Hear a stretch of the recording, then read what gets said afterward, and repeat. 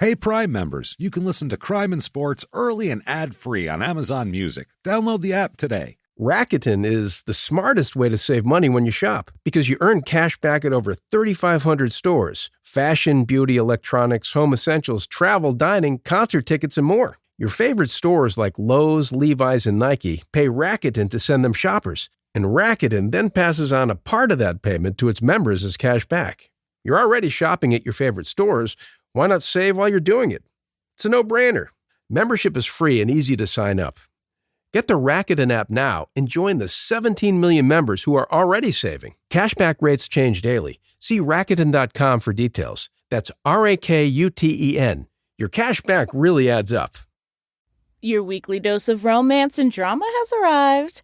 Season 29 of The Bachelor is here, and Grant Ellis, certified hottie and former day trader, is trading his day job on Wall Street for a second chance at everlasting love. New episodes drop every Monday at 8/7 Central, bringing you fresh twists in Grant's journey to find his soulmate. This self-proclaimed mama's boy is all grown up and ready to invest his heart. Will his playful charm win over the house full of hopefuls, or will the competition prove too intense? From heartfelt moments to adrenaline-pumping dates, each week brings new surprises in the mansion. Will Grant find his perfect match or end up with a broken heart? Tune in every Monday at 8/7 Central on ABC and stream on Hulu for new episodes of The Bachelor.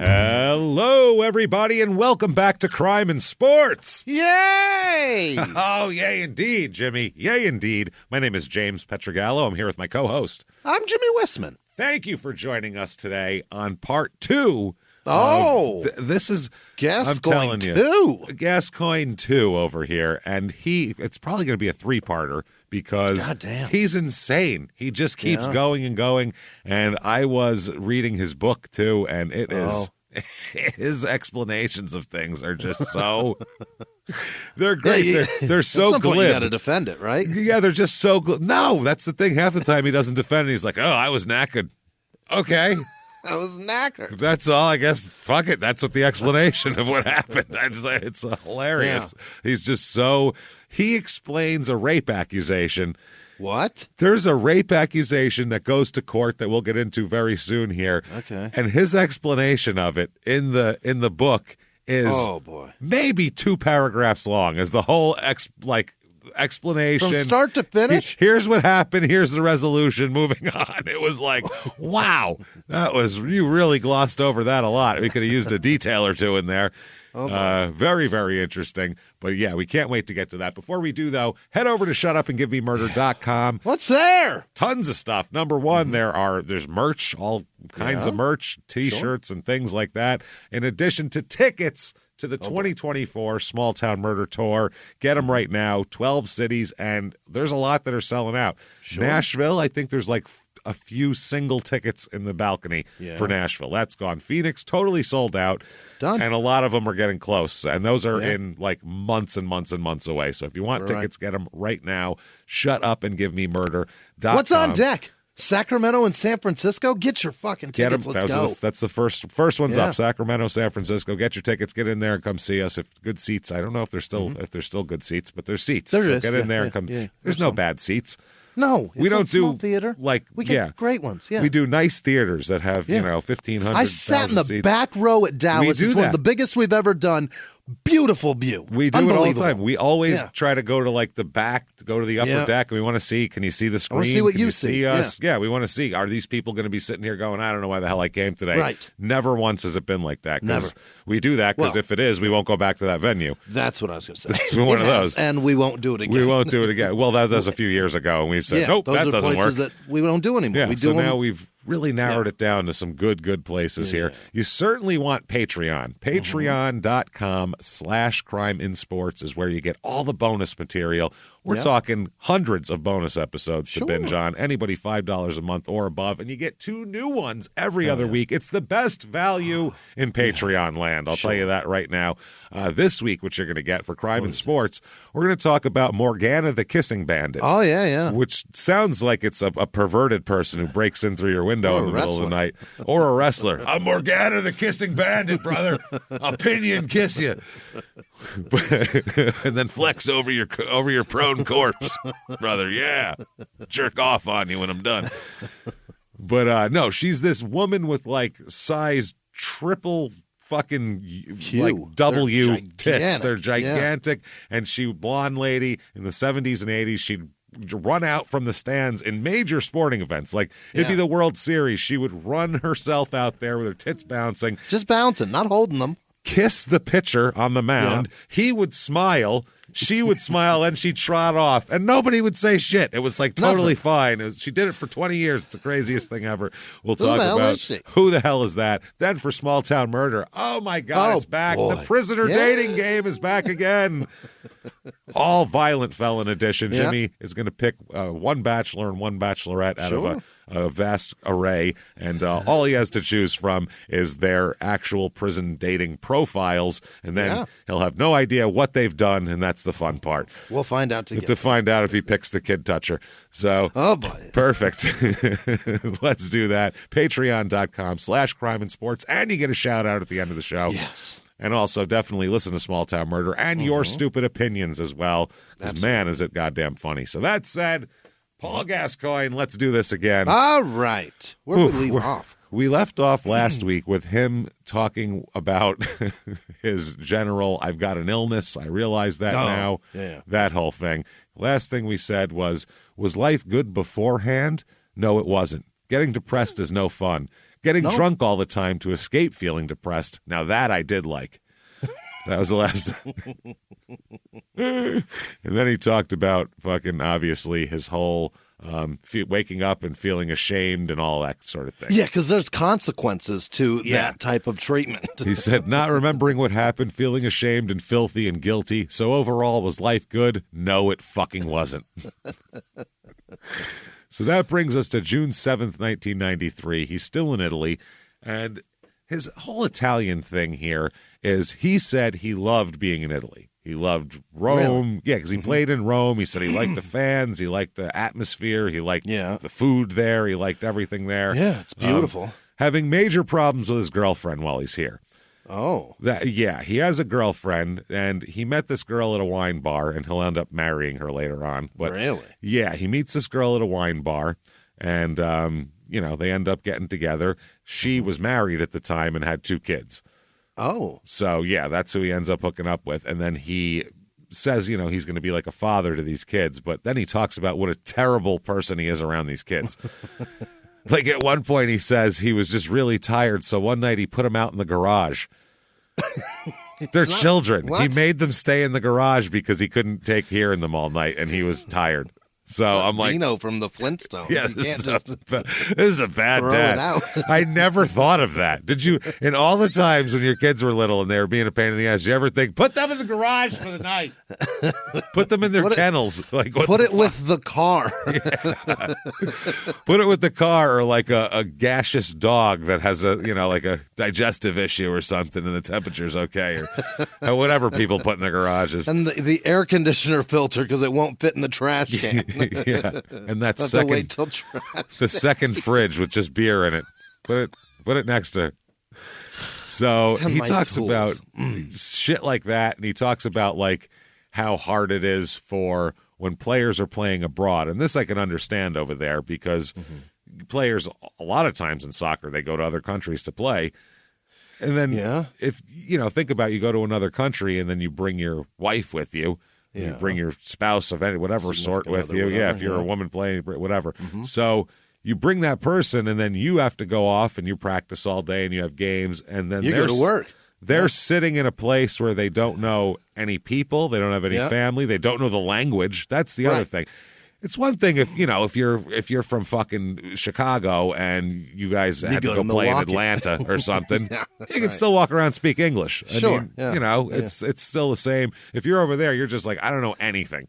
I don't know shit. I can't drive here. And from Chicago, you could go as far away as Sacramento and still be okay. You still get it. All the way to Portland, Maine. People are going to hear you. Everything's fine. Yeah. So he said it's very hard. So she ends up going back to England at some point in the Italian, in the whole Italian excursion here. Okay. So he's got some problems. His coach, I guess, there's a lot of talk because he's in Italy. Is Gascoigne going to be on the 94 World Cup team? That's a big for England. Are they going to go over there and look at him and see if he's okay? Because he's been injured a lot, as we talked about. He broke his kneecap, and then he had another problem. He'll also break his leg here coming up, too. Great. So in Italy, he's there for 3 years. He plays like not even 2 whole seasons, though, because there's so much injury. And Italy didn't really go great for him in terms of soccer on the field. Okay. So the coach here for England's manager, I guess, said, quote, "I'm getting heartily sick and tired of being the only person being consistently grilled about Paul Gascoigne. If anyone has supported Paul Gascoigne over the last 6 months, it's me. I've been out there. I went to see him after the San Marino game. I've supported him when situations were going on." Situations. Oh, yeah. That's oof. He's got a lot of situations. That could mean anything.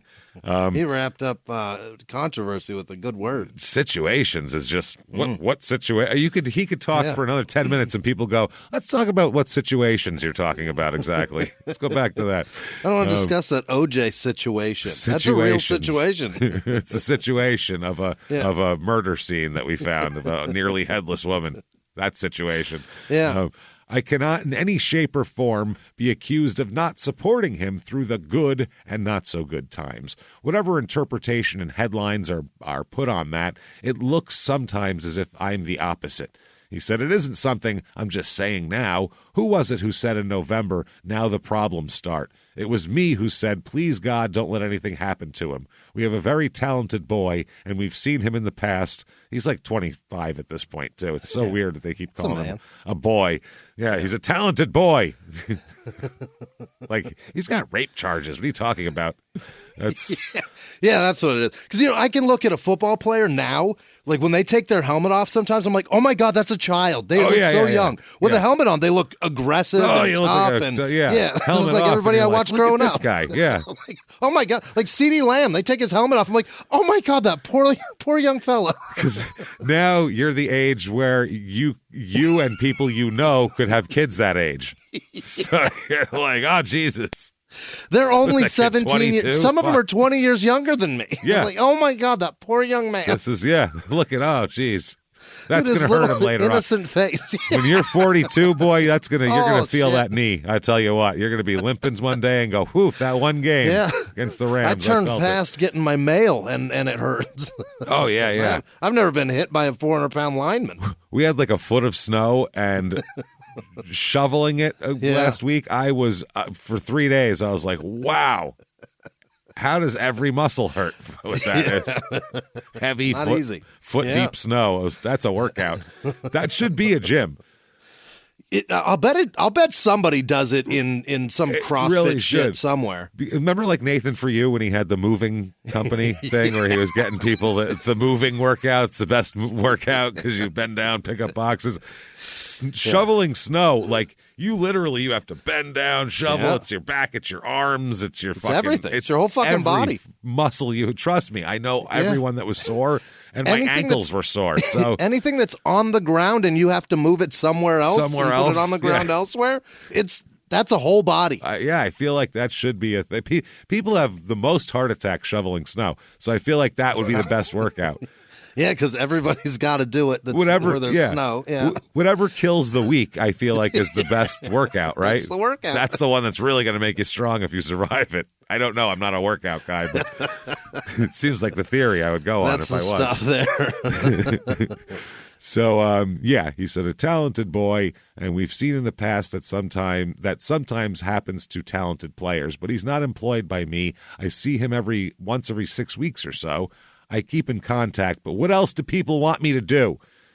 I guess he was being criticized. England's manager was being criticized for not keeping a close eye on Paul Gascoigne to make sure that he's 25-year-old healthy and available for England's World Cup team, which, by the way, they don't even make the World Cup in 94. So hilarious. It doesn't even matter. He's injured. Had he gone to Italy, flown, driven, whatever, wasted all that energy getting there? Take a look at to him. Not even make it our own team? Like, who gives a shit? That would have been a lot of. He is. That's the team didn't do shit. So anyway, he's. This is fucking funny. This is from an advertisement in a paper here. For Paul. Here he is here. Want to see a cartoon version of him? Okay, big head, yeah. What is it? Okay. Paul, a big head, little ball. Yeah, bouncing the ball. Yeah, it looks like a NBA Jam character. It absolutely does. It's 1993, so that's prime. Oh, yeah. Remember those T-shirts with the big heads of the sports guys? Everything always had it. Yeah. It says, Paul Gascoigne, center midfield. The England team cannot afford to be without Paul Gascoigne. Okay. Can't afford it. Like Paul Gascoigne, all our new Fords are sure. This is a Ford dealership. This is a car dealership selling cars. Using him, even though he's not even playing here anymore. Yeah. All our new Fords are sure-footed, robust, powerful, reliable, and only moderately thirsty. Like Paul. Yeah. Immingham Ford and Imperial Ford head the Premier League of local Ford dealers, so why not call us and see us? We promise we won't send you off crying, because he cried the one game that we talked about there. And they compared their vehicle to its gas thirst to his alcohol thirst. To his alcohol nice. Thirst. This is well done. That is, I gotta say, hats off, England. Hats off to you and your hilarious sense of humor about alcoholism. You guys really take it in stride, is what it is over there. They're like, I mean, it's here to be abused. I mean, I don't know what to tell you. That's how it's wild. He runs off over there. 13 miles to the gallon of beer. Yeah. And he's proud of it. Thumbs up, cartoon. That's me. So, this Ford is offering, during September, they're offering £1,000 minimum on many used cars. So, there you go. Okay. Yeah. September 8th, 1993, this is from the Evening Standard newspaper, and it said, quote, this is a great start to an article, "It would be horrible being Paul Gascoigne if Paul Gascoigne had any true self-awareness. But if Paul Gascoigne had any true self-awareness, he wouldn't be Paul Gascoigne." Yeah, that's what makes him. Yeah. Wow, that person, a philosopher, sat down for a long time and really thought about that and said, to be Paul Gascoigne. It's easy to figure him out. It's easy, it is. Saddled with the talent of an angel, the soul of a child, and the IQ of a stoat. Well, I gotta now you got me Googling. I was just, fuck is a stoat? I was opening my browser as I read stoat, because I'm like, I don't know what the fuck a stoat is. Well, it's dumb is what it is. S-T-O-A-T, stoat. Is that like is it a rock? It feels like a frog or something. Oh, okay. No, it's an opportunistic predator that rapidly moves and checks. It looks like a prairie dog almost. But it's an opportunistic. It's a scavenger. It's a predator. Yeah, a male stoat. Yeah, they don't seem very bright, probably. They're probably dumb, yeah. It seems like a really random animal to pick to compare him to. Yeah, use one that we know. Nobody in America knows about a stoat. I don't know what a stoat is. Do people over there, is a stoat like a common thing? I guess it's like a weasel, I guess. Okay. Commonly referred to. An English weasel. They must weasel. be like, I'll bet they don't know what a goddamn, we what think are those a things? weasel is clever, don't we? Yeah. Groundhogs, I guess, but they know what that is. Yeah, weasel is clever, but it's also a fucking asshole. You know what I mean? He's an asshole, yeah. It's the IQ of a stoat. Okay. That's really a ringing endorsement. Yeah. The soul of a child, the IQ of a stoat. I doubt he's any more able than the rest of us to tell whether he can save himself or destroy himself, but the reckoning does grow ever closer. Just a little opinion piece in there. It's the coming reckoning. for him. Yeah. He does not, reading his book, it sounds like, number one, Like, he spoke into a tape recorder. Oh. He spoke into a voice recorder, and then somebody just typed out whatever he said. And he just sent tapes to somebody every week. Yeah, he just sent, like, here's my files, just sent off digital, because it came out in, like, 2010. So he just sent off, like, here's an MP3 of me fucking saying my stuff. iPhone for the last couple hours. That's why, like, he can get through a rape charge in a paragraph, because no one's there going, hold on, we need to expand on that. People are going to want to know a little more. Slow down. And more. His explanation was just, oi, this would happen, eh? And, like, you know, crazy. Anyway, that got resolved. He called the cops, didn't it? Yeah, he called the cops, didn't it? Oh, so he was told he went on vacation, by the way, in between seasons here. For the 93-94 season, he comes back super fat.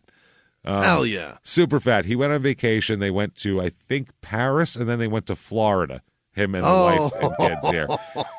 And he said in Florida, he ate nothing but trash. He ate nothing but hot dogs and ice cream.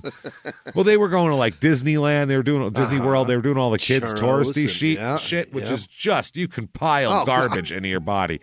The pretzels and fucking churros and cotton candy. Everything bad. Everything. Yeah. That's what he was eating, he said. And he's got a real he likes junk food, he said, all the time. Like in England, too. He likes burgers and chips, and he's that kind of guy. So he has to constantly worry about his weight. Like, if he just goes about his own business and, you know, his own devices, he will be fat as fuck and not be able to play. Like, he has to, like, have managers tell him, if you don't lose this much weight, you can't play. And then he'll lose the weight because he wants to play. But if it wasn't for that, the guy would weigh 300 pounds over there. I may need you to approach that with me, because I might have gout right now. Oh, God, Jimmy. You can't have yesterday gout because of this. Jimmy, that is a fat king's disease. You can't have that. I know. You pudgy little prince. What the hell is going on over there? I don't know. I woke up in the morning and couldn't walk. You're limping around. You got gout now? I don't know. I can't catch that, can I? No. I hope it's from eating organ meats. What are you eating, Jimmy? Kidneys, livers? What's going on over there? Yesterday, Pate? not even that much. What's happening? Is it a giant turkey leg? Is that the problem? What's going on? It might be all the salted cured meats that I ingest. That could be it. If I skip a meal, I'll just be like, I'll just eat a few rolls of this and just jam some fucking prosciutto down my throat. Yeah, that's a problem. I've had to really relax on that. So I woke up and blood pressure. Too much salt. My blood pressure is great. My toe doesn't work. That's amazing. That's the grossest name of a disease, by the way. I can't believe that's a thing for just... It sounds like your asshole's rotting out. Not just messed up, it's rotting out of your body. Chunks fall Gout out. sounds like I've got hours to live. It does. Mere hours before the last two threads of your asshole fall out and your intestines leak from your body. You're diagnosed with gout and then sent home with hospice because we don't want you dying here. They tell your family to keep you comfortable. Give him an extra blanket. Keep him warm. Yeah, keep him nice and comfortable. Turn the heat up. Watch a TV show with him that he loves. Don't worry, he won't watch much of it. He won't last long. So I'm waiting on labs. We'll find out. If it is, James, you're going to have to treat me like this fucking coach treats Gascoigne, because I'm clearly not okay to take care of myself. Every time I go back there, you come out here, we'll do a weigh-in. We're on the road. That'll be nice. A monthly weigh-in we'll do on the road. We'll just, Jimmy, you're getting too fat for that jersey. You told me to order you a large. I can't do that anymore. That was the best. That jersey, you're like, oh, no. Oh, shit. I won't order an extra large. I won't. I refuse. 5'8" guy wearing an extra large shirt. God damn it. That's so demoralizing. You're like, large jersey is my limit of how fat I can be. If I can't fit into this, I'm too fat. I'm not wearing a jersey. That's how I know. Yep. The bummer is that, like, the size of it is on the stomach, that giant label that tells everybody, I'm fat as shit. Yeah, look at this. This jersey's too big for a man my size, I realize, but I have to wear this. Oh, it sucks so much. Oh, man. So hopefully we don't get to the point where, I don't know if Gascoigne has gout also, or if he's just fat, but he's told that he can't play unless he loses about 25 pounds, basically. Oh, yeah. He's got about 2 stone worth of fat to burn off of him here. Is that what it is? Is that what a stone is? Yeah, stones. I think we looked it up at one point. It's like 14 pounds or something, 13 something pounds. It's somewhere in there. So it's kind of like we have a foot. It seems like a random unit of measurement. Does, yeah. You know It's 12 inches. 12 inches. It's so dumb. Yeah, shouldn't it be 14. 10? Yeah, it's not even like a kilogram thing. No. It doesn't match up to that. So he does that. He goes on an extreme diet, which consists of him, quote, housing himself in bin liners and running. So Trash bags. Trash bags. He's plastic, so he sweats to get the weight off. Okay, yeah.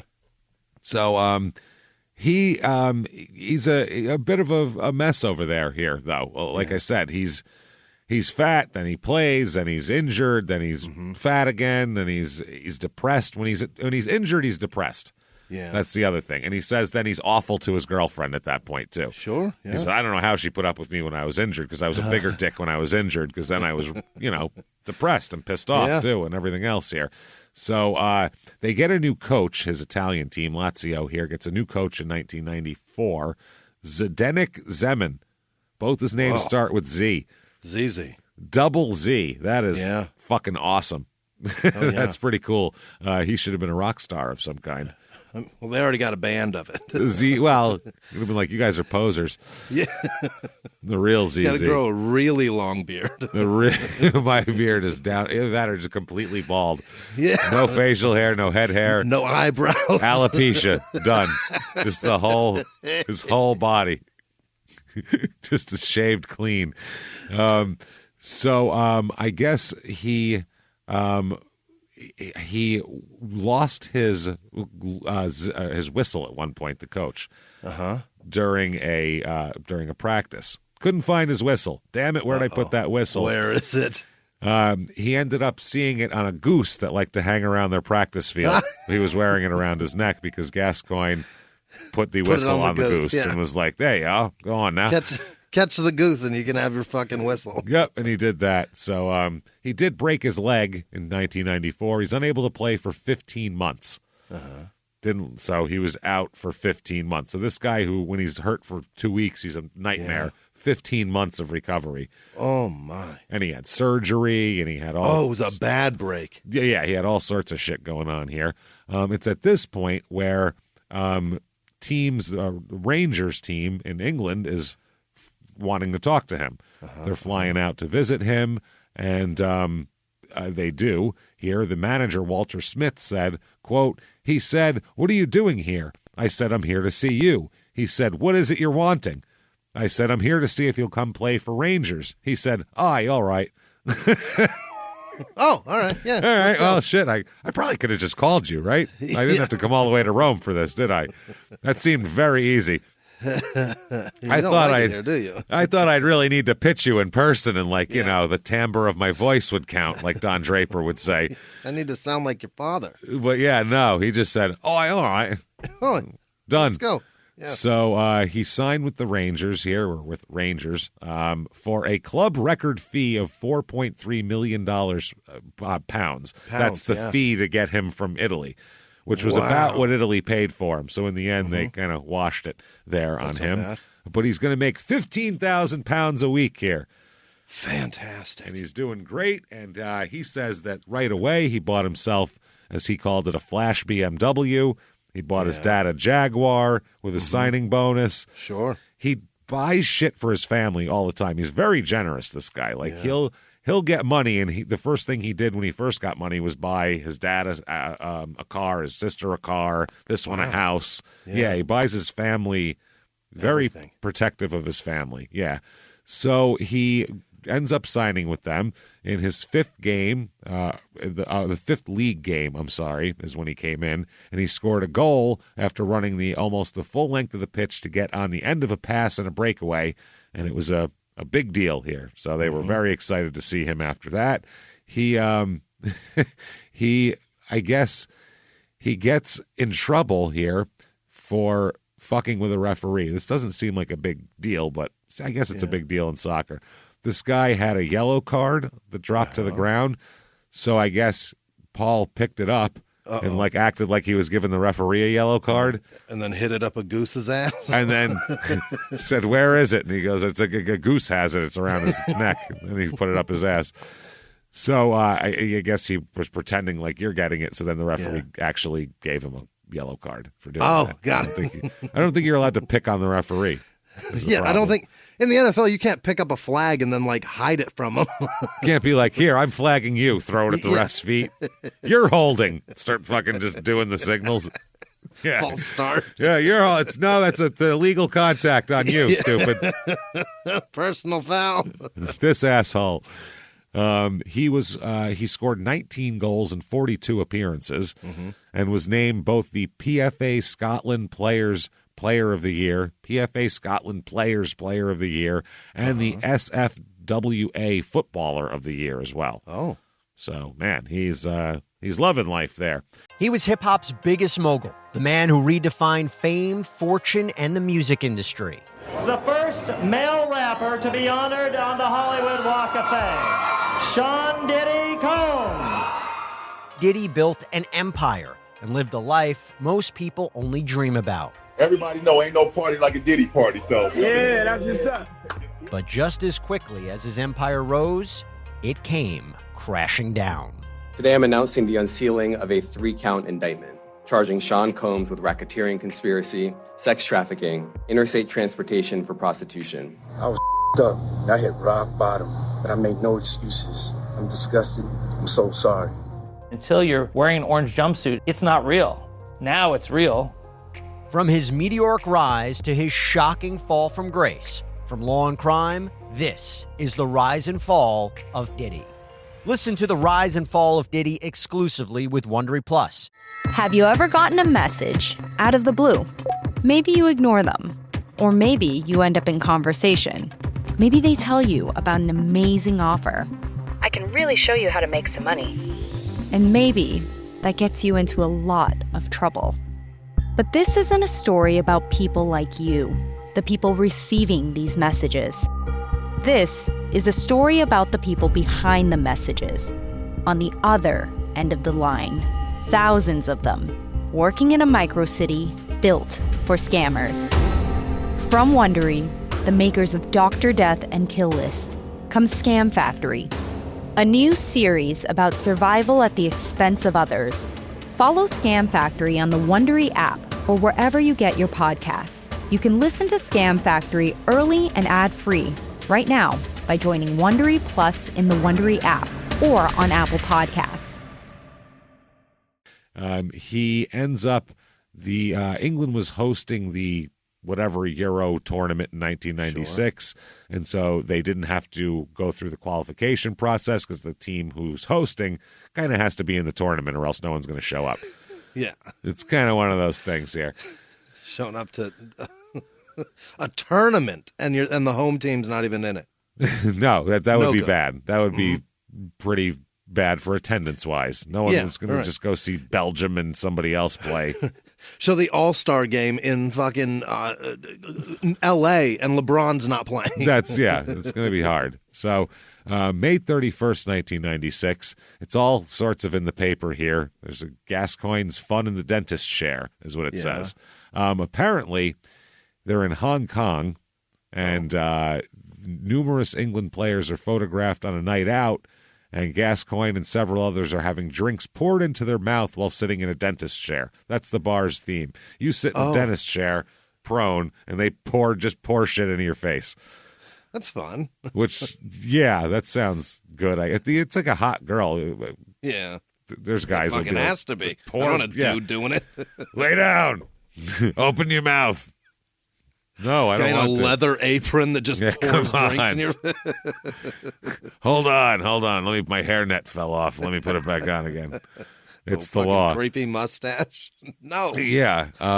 So I guess there was a problem on a flight here I'll read right from this newspaper article. Quote, the mid-air rampage on a flight carrying the England soccer squad was the continuation of a boisterous party that began several hours earlier at a top Hong Kong bar, it was revealed last night. Clark Martin, manager of the Jump Club, said the footballers spent more than 4 hours in his bar and stayed until 2:30 a.m. Wow. During what was the start of the celebrations for Paul Gascoigne's 29th birthday, the players ripped off each other's shirts for autographs and drank flaming Lamborghinis, a popular drink at the club, right. Which Mr. Martin says is a mixture. We want to guess what's in that? A flaming Lamborghini? Is there whiskey in it? Nope. Oh, is it an Italian liqueur? There's two different, this is mixing. This is bad. This is like they should call this drink a mixed marriage because it's mixing Irish and Italian liquors that are gonna go fight it out in your stomach, much like an Italian and Irish family mixed together. Lamborghini, because it's gonna go in you and come out of you at record pace, rocket speeds. Well, it's so fast. Sambuca, Galliano, which you would expect. Those are two Italians, and Bailey's. Oh, yeah, I'm throwing that up. I'm not keeping that down. Horrifying. And then you light it because that's what you do for Sambuca because it gives it the sweet taste after you light it. That's sweet, though, mixed with that Bailey's. That's too much sugar. I'm throwing that up. And then Galliano, too, is also the same type of thing. That's this is the kind of hedonism that causes gout. This is the kind of... kind of just pure gluttonous loose lifestyle that will fucking destroy your This is the gluttony that causes gout right here. This is what happens. Causes your toe joints to lock up with alcoholic crystals. Oh, that's amazing. So they said at one stage, Gascoigne lay back in an old dentist chair while tequila was poured from a bottle straight into his mouth by a barman. So it is by a bartender. It is a man. I figured like the attraction would be like there's a chick with big tits who hangs over your face with her tits and pours it in there, and you're like, I don't care, there's tits in my face. Is there any other way? Evidently there is, and it's not pleasant. Wow, that wouldn't go over in America very well, I don't think. I don't think a man pouring, unless it's like this isn't good. No, unless it's like your favorite rock star, like pouring his tequila off the stage into your face. I could see that. That's what's different about the English, though. Drunk is drunk, and that's where they're trying to get to. Doesn't matter how we get there. Listen, I don't care who pours it into my face. Pour it into my face is what I'm saying, which I admire. Yeah, I admire. Mr. Martin said that the players were boisterous but good fun. So Gascoigne was joined by Steve McManaman. McManaman. Wow, he's got two different mans in his name. McManaman. Teddy Sheringham, Darren Anderton, Steve Howry, and Les Ferdinand. Witnesses said the England players began drinking cocktails, and at one point, Gascoigne was buying champagne at 140 pounds a bottle. Holy. England coach Terry Venables' assistant, Brian Robson, tried to round up the players to return to the Grand Hyatt Hotel to beat the 2:30 p.m. curfew as the party went on. p.m. because they have a flight. Witnesses said that as Gazza got more and more drunk, he started ripping off his teammates' shirts. Ripping off other dudes' clothes. In public. How drunk would you have to be? He's a problem. He's the guy when he starts getting drunk, he's like, I'm going to tear something apart. He's like, just fucking, He needs to fuck some shit up when he's drunk. I'm going to kill him. Who does he think he is? Fucking Vince McMahon, get your shirt off. What are you doing, Vince McMahon would love this guy. He's like, if he was only bigger. 5'8". Oh my God. Shirt off. 6'3". This guy I would rule the world with him. Unbelievable. He's crazy.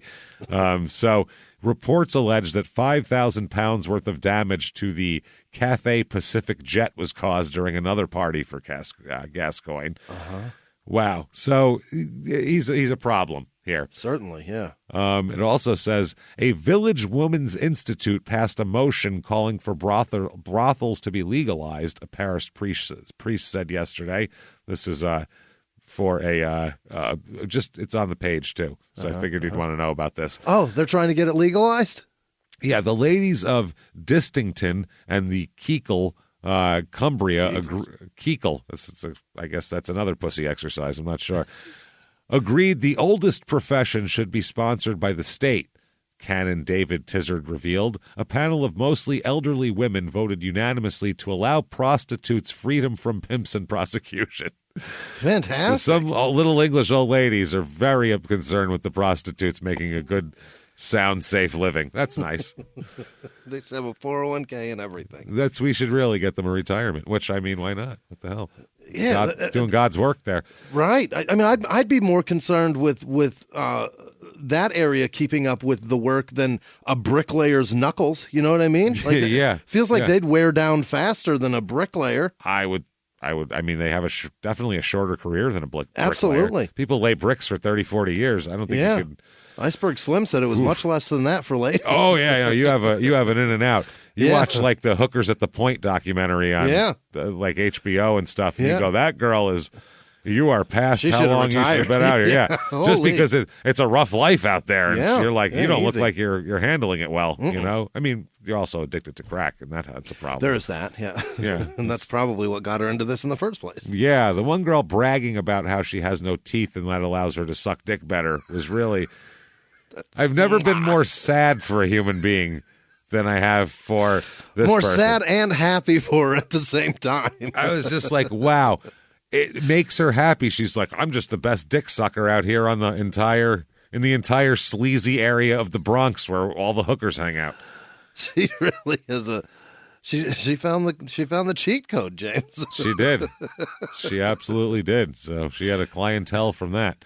So he in this tournament, it was a 1-1 draw with Switzerland in which Gascoigne he didn't even play very much. He was a sub, so he came in later.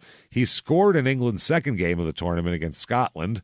He received the ball from Darren Anderton outside the Scotland penalty area. He flicked the ball over to Colin Hendry with his left foot and changed direction. And Hendry was, he ended up missing it, and then Gascoigne kicked it in for a goal. So, nice. The goal was followed by the dentist chair celebration. That'll do it. Referring to the incident that happened on the way here. Gascoigne lay on the ground as if he were sitting in a dentist chair, and teammates sprayed water from bottles into his open mouth. Hilarious. So they have some fun with that. The little celebration for the goal. Very nice. That is fucking amazing. So then they beat the Netherlands here 4-1. Then at a 0-0 draw with Spain, which sounds exciting. Before that's a great day. That's terrific there. Come on, kids. Let's go see this. Before winning 4-2 on penalties, which they should have just had that. Everybody's all tired. They're like, we're just going to do this and decide the game like a hockey shootout. That's the dumbest thing ever. Yeah, that's the dumbest thing. Imagine you got your head smashed in that game and they just decided at the end real quick. Like, why'd I bother? What am I doing? My kick, you kick, my kick, you kick. We win. Bye. We win. Bye. That's it. So I guess Gascoigne missed the chance to win the game in extra time when he came inches away from scoring a goal here. What a tease. So England loses to Germany, and this isn't a Germany game, and they end up losing to Germany, and they were very upset about it. He did say, everybody said Gascoigne played wonderfully and played so well, and everybody was impressed by him. And this was like his coming out party on the national stage, not just in league play here. So June of 1996, he marries his longtime girlfriend, who he's been with for like 5 years. She has two kids. Kids are still in the garage, yeah. As I say, the kids have been in the garage, out of the garage. He marries her in Hatfield, Hertfordshire. Here, this is Cheryl Fales he marries. And Hertfordshire. This is 6 years they've been together. They have a son as well. That's the funny part, too. They're having all these problems. And in Italy, and she gets pregnant. Yeah. And he said in his book, he's like, oh, I got real mad at her. He goes, that wasn't the response that you're supposed to give as a good boyfriend. I should have given her a hug, but instead I just went on and on about how this isn't good for us right now. And with all the fighting and breaking up, there's no reason to bring a baby into this mess, which is smart. That's the right answer, yeah. But he said basically through her fault. through her entire pregnancy. Yeah. That's all that that's all he kept doing it. Like when they get in the fight, saying that to her? He'd be like, "Well, you're pregnant. You shouldn't bring a baby." And she's like, "Well, I'm 7 months pregnant. We're past that at this point. I am huge. You shouldn't have done that." I'm walking like a fat man with the gout right now. I got problems. What are you talking about? Whisman's more mobile than I am, and you helped do this. Yeah, you did this to me. So yeah, they have a son named Reagan, and he adopts her 2 children from their first marriage. Really? Absolutely. So one is Mason and the other is Bianca. Bianca turned into a model and television personality and was on Love Island, the reality show. So Mason, Bianca, and Reagan, what are they, a fucking basic bitch in 2014? How did they? Yeah. They really got those names fast. They really did. Reagan, Bianca. That's in the 90s, too. They were really ahead of the curve on douchey names. Must have had some barn doors in their house. Yeah. Ahead of the douche name curve. Hardcore. Barn doors and everything in 96, baby. Bejeweled jeans and shit. Oh, all over the place. So that's his little family that comes and goes. Mm-hmm. There's times when they don't even live together. They're just like, he just buys her a separate house because he knows he's annoying at one point. I'm really sorry. I'll go. Yeah. So she just like lives there sometimes when she can't stand him. It's a place to get away from him. I'm feeling annoying. I'm going to go to the other house tonight. No, it's for her. It's for her her. house. It's an escape pod for her. Yeah, it's her. When you're annoyed with me, you can be there kind of house because he knows he's annoying. That's amazing. Yeah. That is fucking awesome. One point, he met a reporter on a plane who talked some shit about him in an article a few months earlier. Which Gascoigne's like Frank Sinatra. Like if you talk shit about him in the paper and he runs into you, he's not going to act like he didn't read it. He'll be like, oi, what the fuck? Yeah. Why are you talking shit about me? Oh, I saw your article. So I'll read the quote from the book. This is the Gazza in Italy book. Quote, Gascoigne punched the man in the genitals with enough force that the reporter threatened to involve the police. Oh, Jesus. That's a good dick punch. Yeah, it is. I would say any punch to the genitals is as good as a punch to the face, right? For assault Both charges. are in the head, for Christ's sake. Not great. Later on, Gascoigne describes being out shopping with Cheryl when a photographer became particularly intrusive when taking pictures of the pair. Having told the photographer that he would hit him if he was still there when he came out of the shop. Said, we're going inside. If we come out and you're still here, I'm going to hit you. When he found the man in exactly the same place, Gascoigne punched him in the face. Well, at least he didn't punch him in the dick this time. That's nice of him. He's a man of his word. That's the thing. This time the police were called and Gascoigne was forced to give a statement. Unsurprisingly, the story made headlines in the press, obviously, here. Yeah. So here's another story. July 3rd, 1996. Gazza and Cheryl head for paradise in the sun. Where's that? Let's see. Newlywed soccer star Paul Gascoigne yesterday set off for a sun-soaked honeymoon believed to be in the Paradise Islands of Hawaii. Is that right? That's a fucking long trip from England, boy. Christ, which way would you go? Oof. It's on the other side of the planet both ways, right? Yeah, you'd have to go, I think, New York, L.A. New York, L.A., and that's still 8. Jesus, fuck, that's all day. That's like an 18-hour flight. That's a long way. So they say that he's 29, she's 30, were spotted at Heathrow at about 10:30 a.m. boarding a Virgin Airlines flight for San Francisco. But California is thought to be just a stopover for the couple on the way to Hawaii. He went straight from Heathrow to San Fran? How long is that? They have those kind of flights. It's got to be 12 hours, right? Yeah, something like that, probably 12 hours-ish in that ballpark. And then it's going to take you another 6 or 7 to get to 5 to get to Hawaii. Yeah, it's got to be 5 from San Fran. That it's is 4 from L.A., right? Fuck, I've never been to Hawaii. I have no idea how long. I haven't either. It looks way the fuck out there, though. It looks far. I've seen it on a map. When you look at a globe, you're like, wow, why did we have those? Those are way out there. I think New York is closer to Phoenix than Hawaii would be. So I would never try that. No, absolutely not. So they say Paul and Cheryl married on Monday in a lavish 100,000-pound ceremony in an exclusive country house hotel. So he spent some fucking... That is a lot. Dropped some coin on this thing. Just the day before, Gascoigne told newspapers of his wish to get out of Britain to escape media attention. Everything he does is in the media. Every time you punch a guy in the genitals, it's going to come up, and that's really You guys seem to chatter about it. It's a little too much for me. It is not known whether Cheryl's children from her previous marriage, 9-year-old Bianca Jade and Mason, age 6, and the couple's 5-month-old son Regan are with them on their honeymoon. I don't know if they're they have 3 children. He adopted the children. He adopted them, yeah. They're their 3 children. They're 3 children. I don't know if they have garages in Hawaii, so right. Everything's outdoors. We're not sure. Gazza has just 2 weeks before he's due to report back to his team, Glasgow Rangers, for the preseason training. So October, that's July, I think. Yes, July 96. Things couldn't be better. Right. I mean, it's a storybook, really. It's beautiful. He's adopted. The kids are in paradise. October 1996, beats the shit out of his girlfriend, or his wife now, Cheryl. Yes. Beats the shit out of Cheryl, apparently, here. Why? October 17th, 1996. This is from the Evening Standard newspaper here, and it says, sent off, then allegations over Cheryl. That's the headline here. Red carded, sent out of the game? Well, let's see. Paul Gascoigne was at the center of fresh controversy after being sent off playing for Rangers. He awoke to allegations that he had attacked his wife. Oh, he had a real bad day. You don't awaken to allegations. You awaken to snow falling outside or some news in the outside world happening that you have no control over. You don't awaken to someone said I attacked them. You either attack them.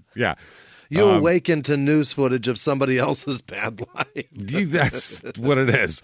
Cheryl Gascoigne was today pictured with her face battered and her arm and hand in a sling amid claims he beat her during a drunken rage at a luxury hotel. My God. Perfect. But a manager at the hotel where the attack was alleged to have taken place, the 335-pound-a-night Glen Eagles Hotel in Perthshire, denied hearing of any disturbance involving the player and cast doubt on the report. Well, I didn't hear him kicking her ass, so I was outside the door with a glass up to it the whole time, and I didn't hear it.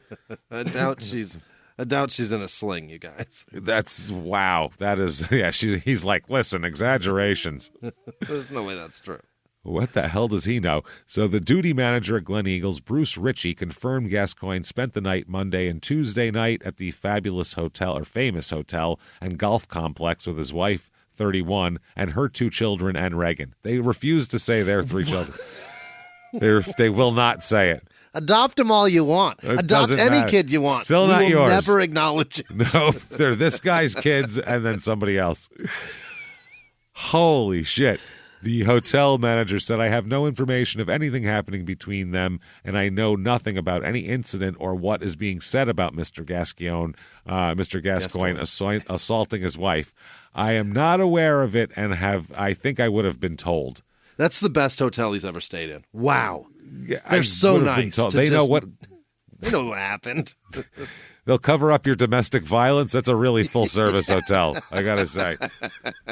Good Lord. Never mind. Yeah, we got massages and spas, but you beat the shit out of your Vegas. wife. We're the ones with the tight lips. Holy crap.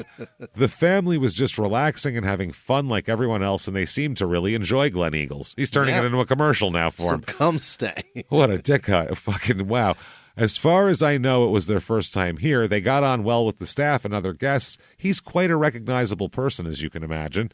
It says the Daily Mirror today claims that Cheryl, the mother of the Gascoigne's 8-month-old son, suffered 4 dislocated fingers on her left hand, a black eye, and bruising to her face, neck, and arms.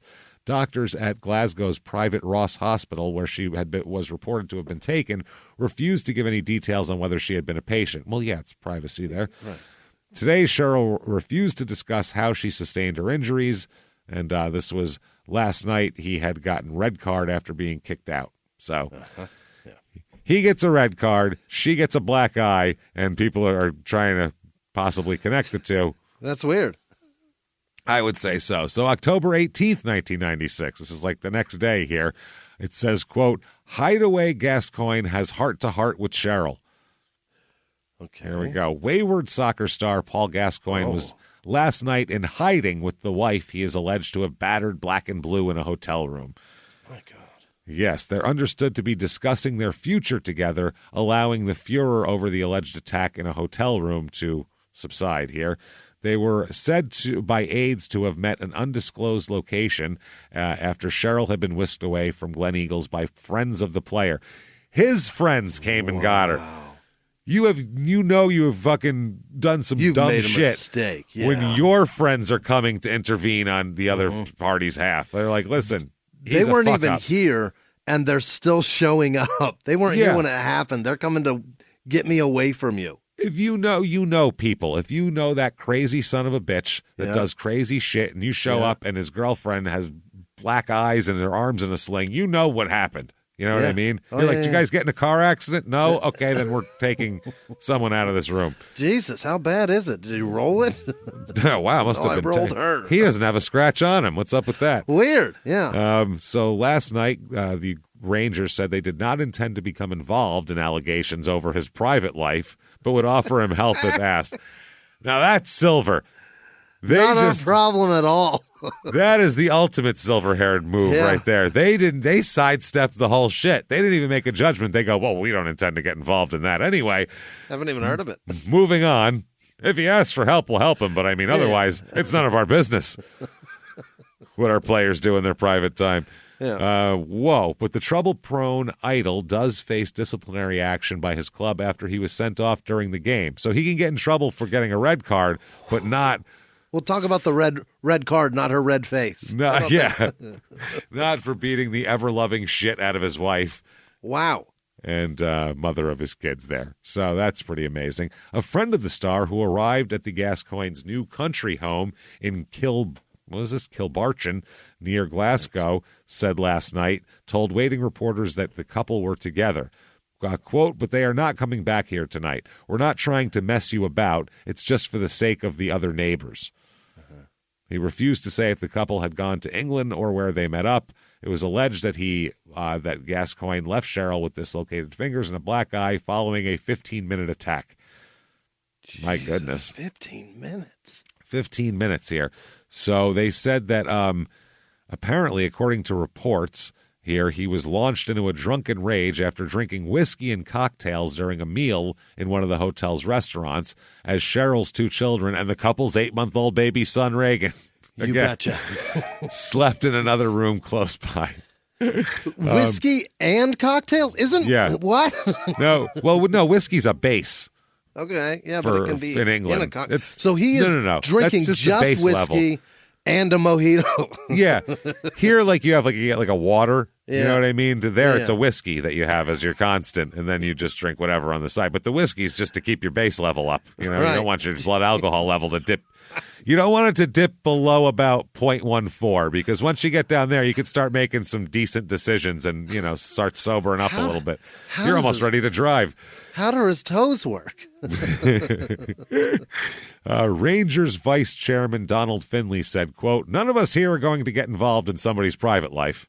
You don't understand. That private life is going to ruin your fucking ball club. None of our business. If Paul Gascoigne or anybody else connected with the club asks for help or advice, we'll give it. We're not going to interfere. It's entirely a private matter.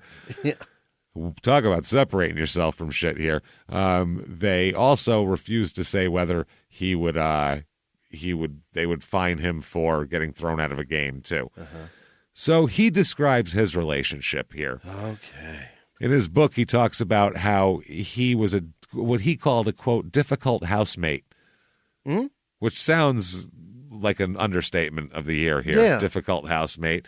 So he said that he was uncomfortable, and when he was injured and when he was feeling depressed, he would take it out on Cheryl and the children.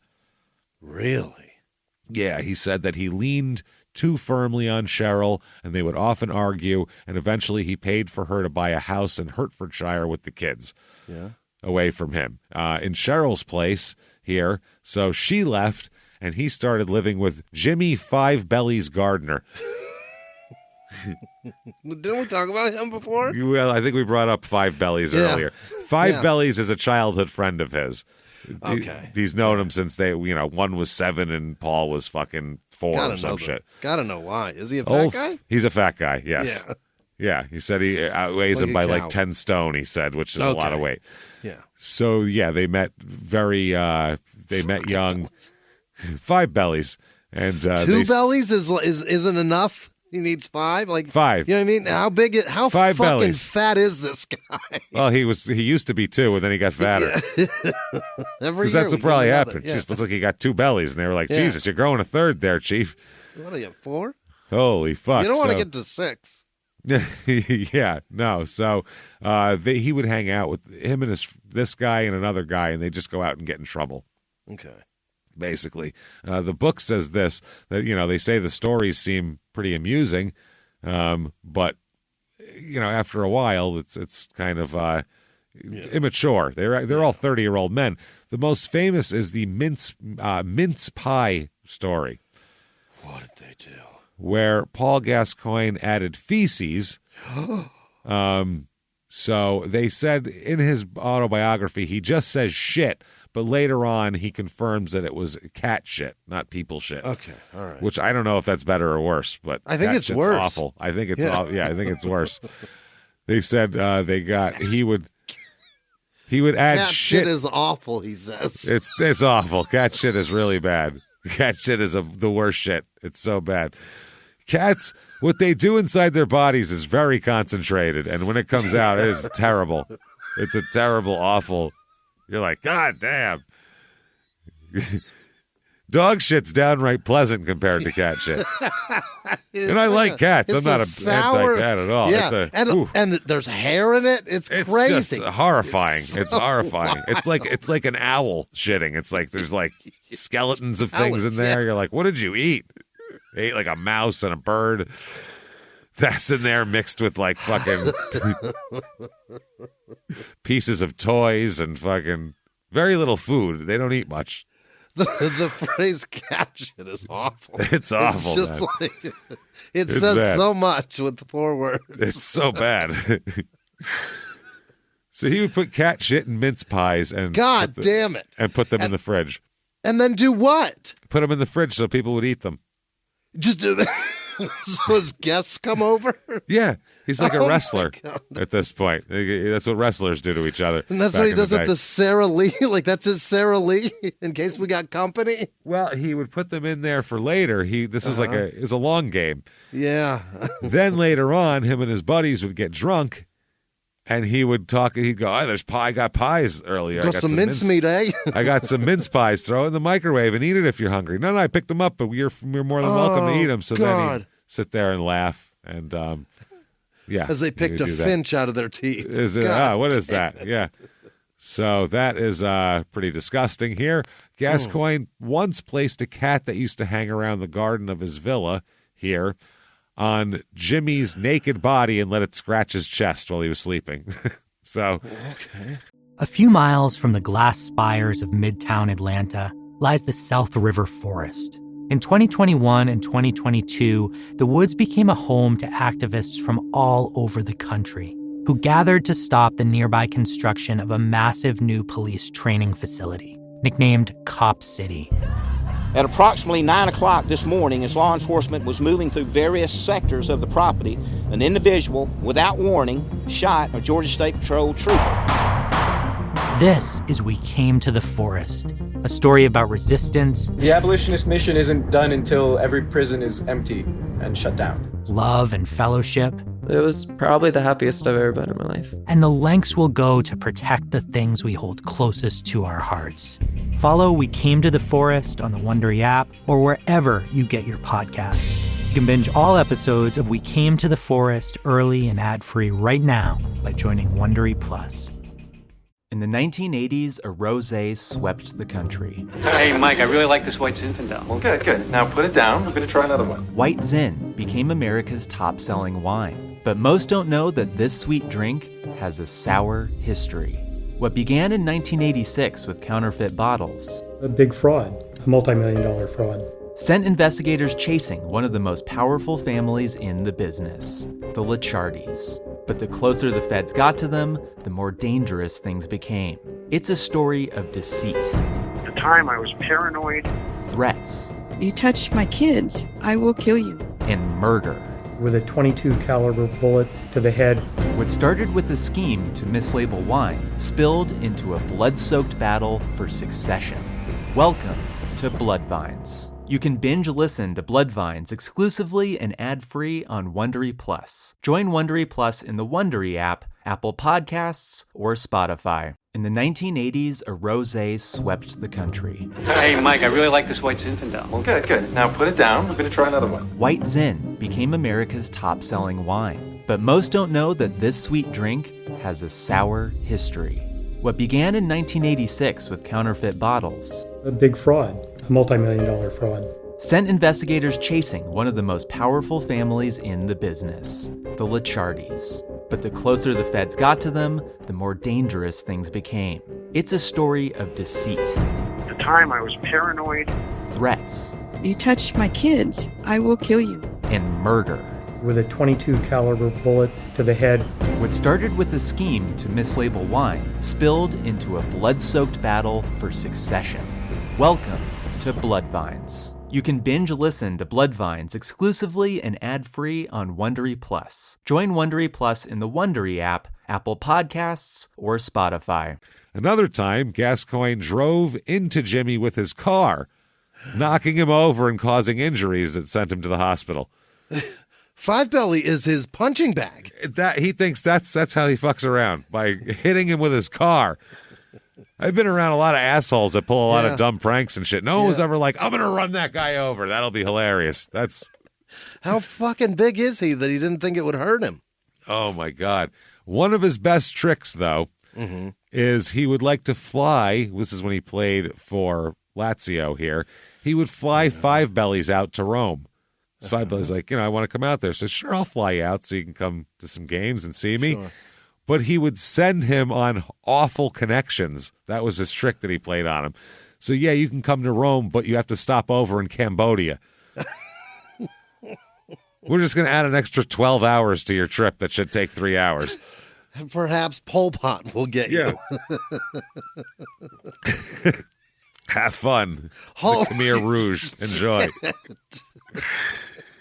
Just send him to Cambodia? That's what he'd do. Shit like that. He likes to fuck around. But they said, above all, the fact that he's a functioning alcoholic is what causes all this, because he's always drunk when he's doing dumb shit like this. If your friend flew you to Cambodia first, wouldn't you just be like, fuck you, I'll buy my own flight? I'd be like, I guess I'm not going to Rome. Yeah, because I'm not going through Cambodia. No, you could take a train to Rome. You know what I mean? I'm not fucking flying to Cambodia. That's I could drive to Rome. This is insane. So the 16th is when the beating charges came out. Yeah. And by the 21st, it's like the biggest thing in the world, October 21st, 1996. Yeah. This is the Daily Telegraph. Gascoigne's private life becomes a public shame is the headlines. So it went from just, something happened, we don't know what, to public shame in 4 days. Good. Yeah. So they said that an hour before the kickoff of this game that just happened here, he'd been standing in a corridor like a contrite schoolboy wearing only a pair of sandals and a pair of shorts. A case of the emperor's clothes, if ever there was one.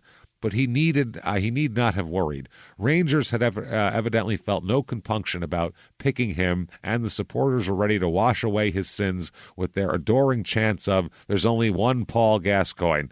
Yes. So 4 days after he beats the shit out of his wife, allegedly, right? They're chanting his name there. They don't care. Imagine if that's wild. Imagine like Ray Rice did his thing and never played again. And they just honored him somehow recently. Wild. But imagine if that week, like with the video footage still constantly playing on everything, they were chanting, Rice. No one's better than Ray Rice. No, that would be wild. Yeah. Wow. So they said he's had an awful week. This is the way the paper puts it. Gascoigne had an awful week, but not half as awful as his wife. Gazza, formerly a clown, now just plain malevolent, was free to earn a lot of money playing football in a division which masks the waning of his abilities. Cheryl Gascoigne would probably have found it painful just brushing her teeth. As journalists left the press box, Ranger supporters shouted, "You mud-flinging bastards. It was all our faults, not his, I guess." They were mad at the press for reporting. Yeah. Wow. It's our fault happens she got people punched? See what? This is a cult. That's why. Yeah. When you're this into anything, and it's a football with a guy When you're this into anything, when you're mad at the person for telling you the shitty thing the person you love did. Yeah, that's fucked up. That you should think is shitty. You're in a cult. That's the way you tell you're in a cult. Try to ruin my favorite thing I love. Yeah, that's how you know. So they Ray's said, was just a girlfriend too, wasn't it? I think that makes it worse. Rice, I thought it was his wife. Was it his wife?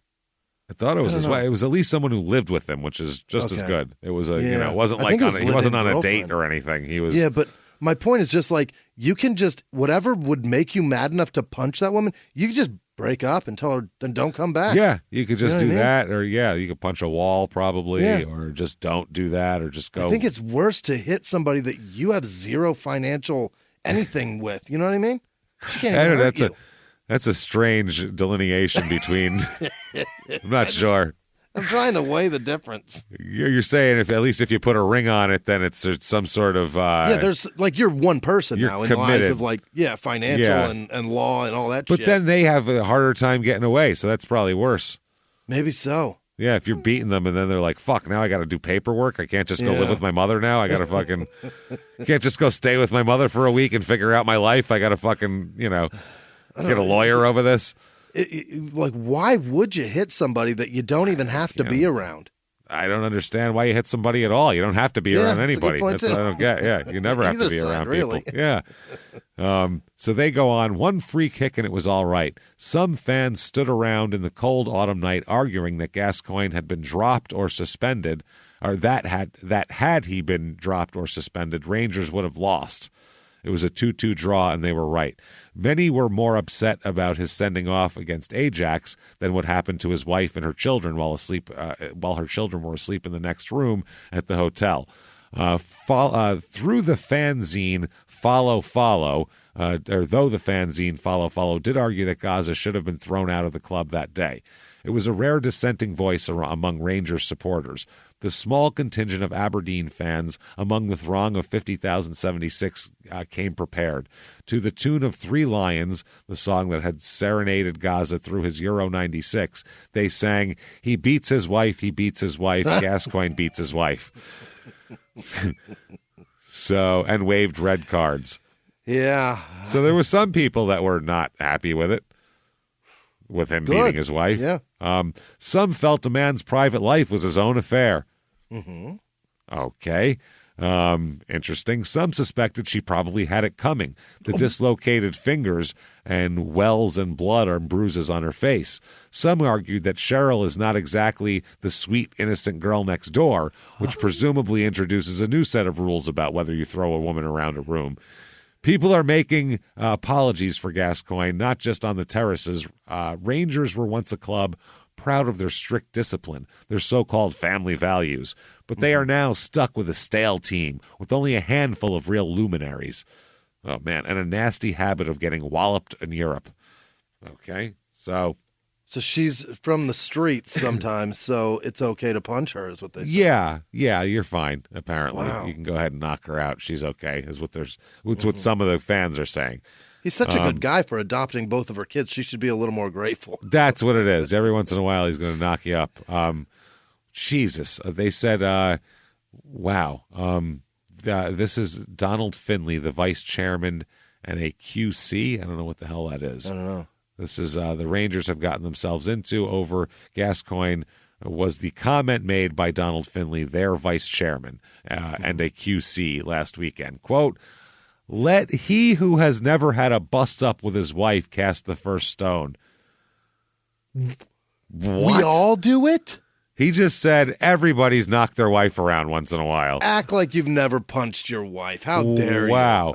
Well, I don't even know what to say about that. What if I just cast all the stones then? Guess what I've never done, man? Yeah, not once. Not fucking once. He said, "We are not going to interfere. It's an entirely private matter." Holy shit. That is, I don't even know what to say about that. That guy just admitted to something horrific and has no idea. Yeah. He literally said, "Yeah, I beat the shit out of my wife a bunch."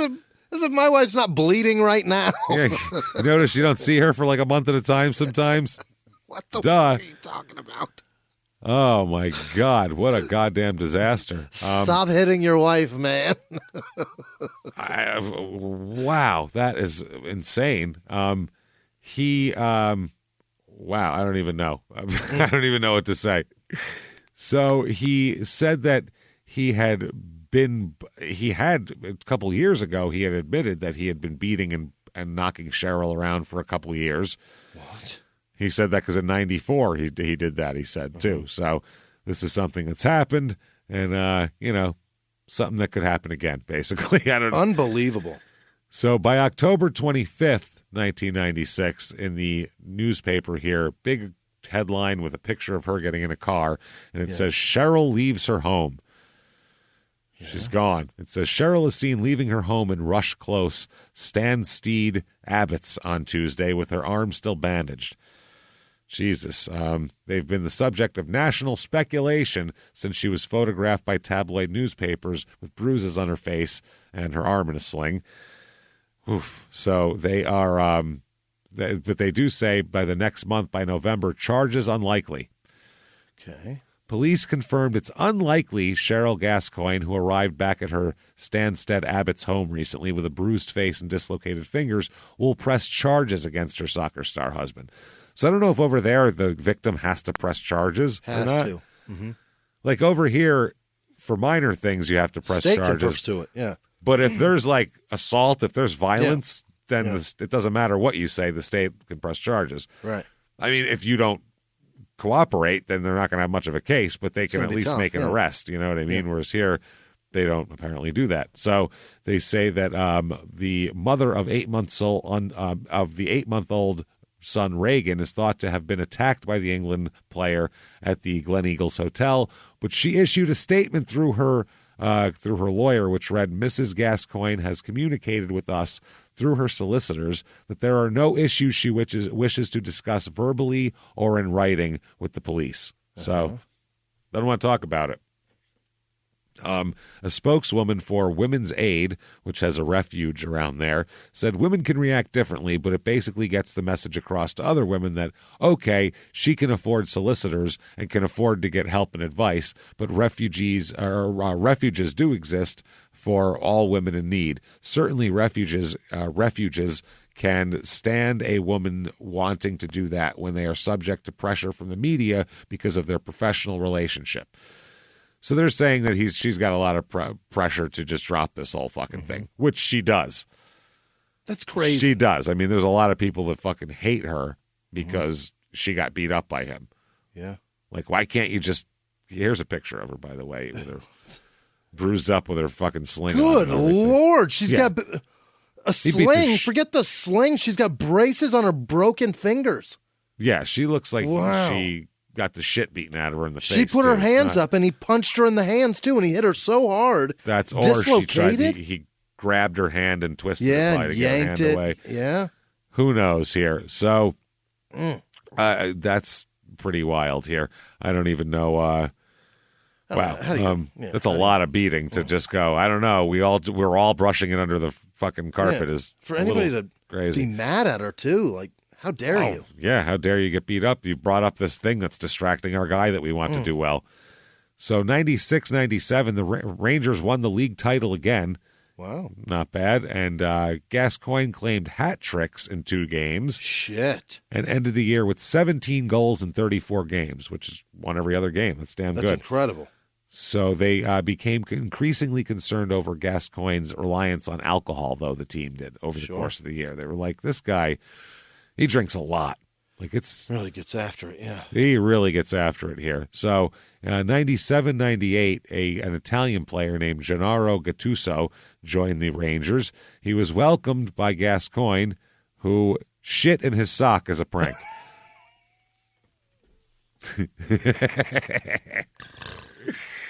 That's his prank. That's all of his pranks involve poop, which is yeah. What the fuck, man? Why so much shit? Let's keep shit out of this. Welcome, mate. Put your socks on. Oh my God! How could you? How do you? Okay, I mean, how do you even get it in there? Very carefully. Yeah. You got to stretch it out over your asshole and really let it drop. I'm picturing he shit into it, not shit and then stuffed it in there. Because that would be right. It's got to be like you've got to open it up. Yeah. Because otherwise it's going to just mash right into your asshole. You know, it's not going to There's work. a little bit of pressure behind the sock. No, you got to really have a real open receptacle ready for it. Like a Christmas stocking. Yeah, it's got to be a stocking level of opening. You got to pull it open.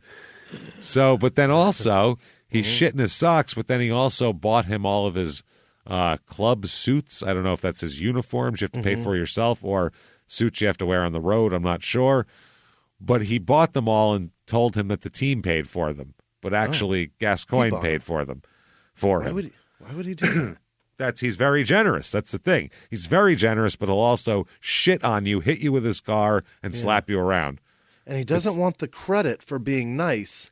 Just a menace? It's very weird. He's a very strange fucking enigma of a guy here. That's why I think he's so well known and well publicized, because he's insane. Mm-hmm. So in January 98, he was into controversy again when he mimed playing a flute while warming up as a substitute during a match here. The symbolic of the flute playing of the Orange Order marchers. I think he was making fun of some local thing, basically, and they got mad at him for that. Okay. He made the same gesture as a goal celebration shortly after joining the club. At that time, he said he was ignorant of his meaning, and his actions pissed off the Celtic fans, or Celtic fans maybe there, who had been taunting him. And he was fined £20,000 by the Rangers after the incident, and also received a death threat from an IRA member. Oh. So he pissed off the Irish up there. Yeah, really. It's got to be something sexual, right? No. I assume it's like some memorial for some dead people the English killed that they're still upset about. And he was up there playing a flute, and they were like, "Oi, fucker!" Yeah, I don't think that'll reminding us. That'll piss people off good here. It's like making a like a plane thing in America if you're. Yeah. You're doing one of those. Yeah. Like running down the field with your hands out. At Giant Stadium. Yeah. Just. So that year he was in 28 games. He only scored 3 goals that year. Mm-hmm. So he had 19 and 42 his first year there, 17 and 34 games the last year, and now 3 and 28 this year. So less games, less goals. Okay. Altogether. So in 97 here, he leaves Scotland, leaves the Rangers here to join Middlesbrough for £3.45 million in March of 1998. Okay. And his former England teammate Brian Robson was the manager, so he wanted to go there. His first match was the 1998 Football League Cup final, which they lost to Chelsea at Wembley, and he came on as a substitute, and that's how that worked. So they're expecting good things from him. Sure. March 28th, 1998, and they said that this might not be a good fit for him, because they said a bunch of people said that he would basically find a bunch of people here, a lot of people he knows here, a lot of like-minded people, and they said that Gazza's boys are here, slag women and drink beer. That's their motto. That's their chant? Gazza's boys are here, slag women, drink beer. Yeah. Yeah. That sounds nice. Like their chant at the stadium. Yeah, it sounds like you can add fucking put your wife's arm in a sling to the end of that. It doesn't rhyme, but it's accurate. Hit her in the face with a thing, put her arm in a sling. Yeah, so Paul Calhoun's going to come. You're going to clean your ship pipes and smack your wife. You know what I mean? That's how it works here. So they talked about Middlesbrough. He's joining them in time for a Wembley Cup final. We'll have a special resonance for those who witnessed the last time Gazza turned up on a similar occasion. That was 7 years ago when he literally ran amok. Can you literally run amok? In quick time, he had flattened Gary Parker of Nottingham Forest with a tackle so over the top it took the player on the chest, and moments later, as if intent on a quick exit, committed a tackle of such reckless execution it looked like a suicide note. He left the field on a stretcher after 17 minutes of play. That's the time he fucked his leg all up in that one. So they said in that time, any chance Paul Gascoigne might have had of claiming to be the most gifted British player since George Best disappeared. What had been a possibility became wishful thinking as his career withered in a miasma of mindless behavior. Wow, they are fucking laying him out. Even as he lay in hospital contemplating the events that led him there, he had but one thought in his mind. I quote from Gascoigne's authorized autobiography, written by one of his advisors, Mel Stein. Quote, he turned to pen and paper for the first time since he'd left school, and sought silence in the unlikely therapeutic form of poetry. Oh? And he wrote this. Great. Then do me all a favor. Get me fit again. Let's all go off to Italy, get pissed on some champagne. Which doesn't rhyme, and it's also not a poem. Yeah, it's just a thought. Yeah, shit doesn't have to rhyme to be a poem, but if you write it in like bars like that, that doesn't mean it's a poem either. And so, what he wants to like get fixed up and be hot and go have champagne, or does he just mean like rehab this and let's go celebrate? Let's go play again, and then we'll drink champagne to celebrate. Okay. I believe is what he's saying here. So, not a very good poet. We can add that to the list of things he's. Did not he try great at. Yeah. Did he try to duplicate drink champagne when we Thursday? I think so, yeah. He was like, no, shit, he already used that. Fuck it. Fog on the Tynes, all mine, all mine. Then he started singing that again. By the way, let me tell everybody something. That fucking song has been in my head for a week. I hope everyone else is in there too, because I can't. Every once in a while, I just fog on the Tynes. I'm like, you son of a bitch. It doesn't make any sense. What sense does that make? I don't know. Fog on the River is all his. Yeah, does it mean it's smoke? It's not really fog? He lit a fire? He means he likes it. I think it's like a local pride song. I don't know. I think it's a song of local pride is what it is. Well, I hate it. But I have no idea. I hate it too because it's fucking catchy too, which is annoying. It's dumb and catchy, which those are the two worst things you can have. So I saw the sign, for Christ's sake. Yeah. Well, don't talk shit about Ace of Base. It's just how dare so you talk catchy. shit about Swedish dance pop music from the mid-'90s, it's Jimmy. So catchy. I will not hear it be besmirched in any way.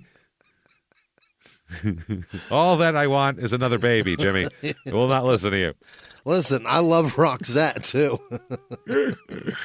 So, Gascoigne, they talk about him he claimed that he didn't understand the flute gesture and didn't get it. I guess it's something between the Protestants and Catholics, apparently, who've been fighting in Ireland for, I don't know, since they were fighting with rocks, probably they've been fucking fighting with each other. Probably 2 weeks after Jesus's crucifixion.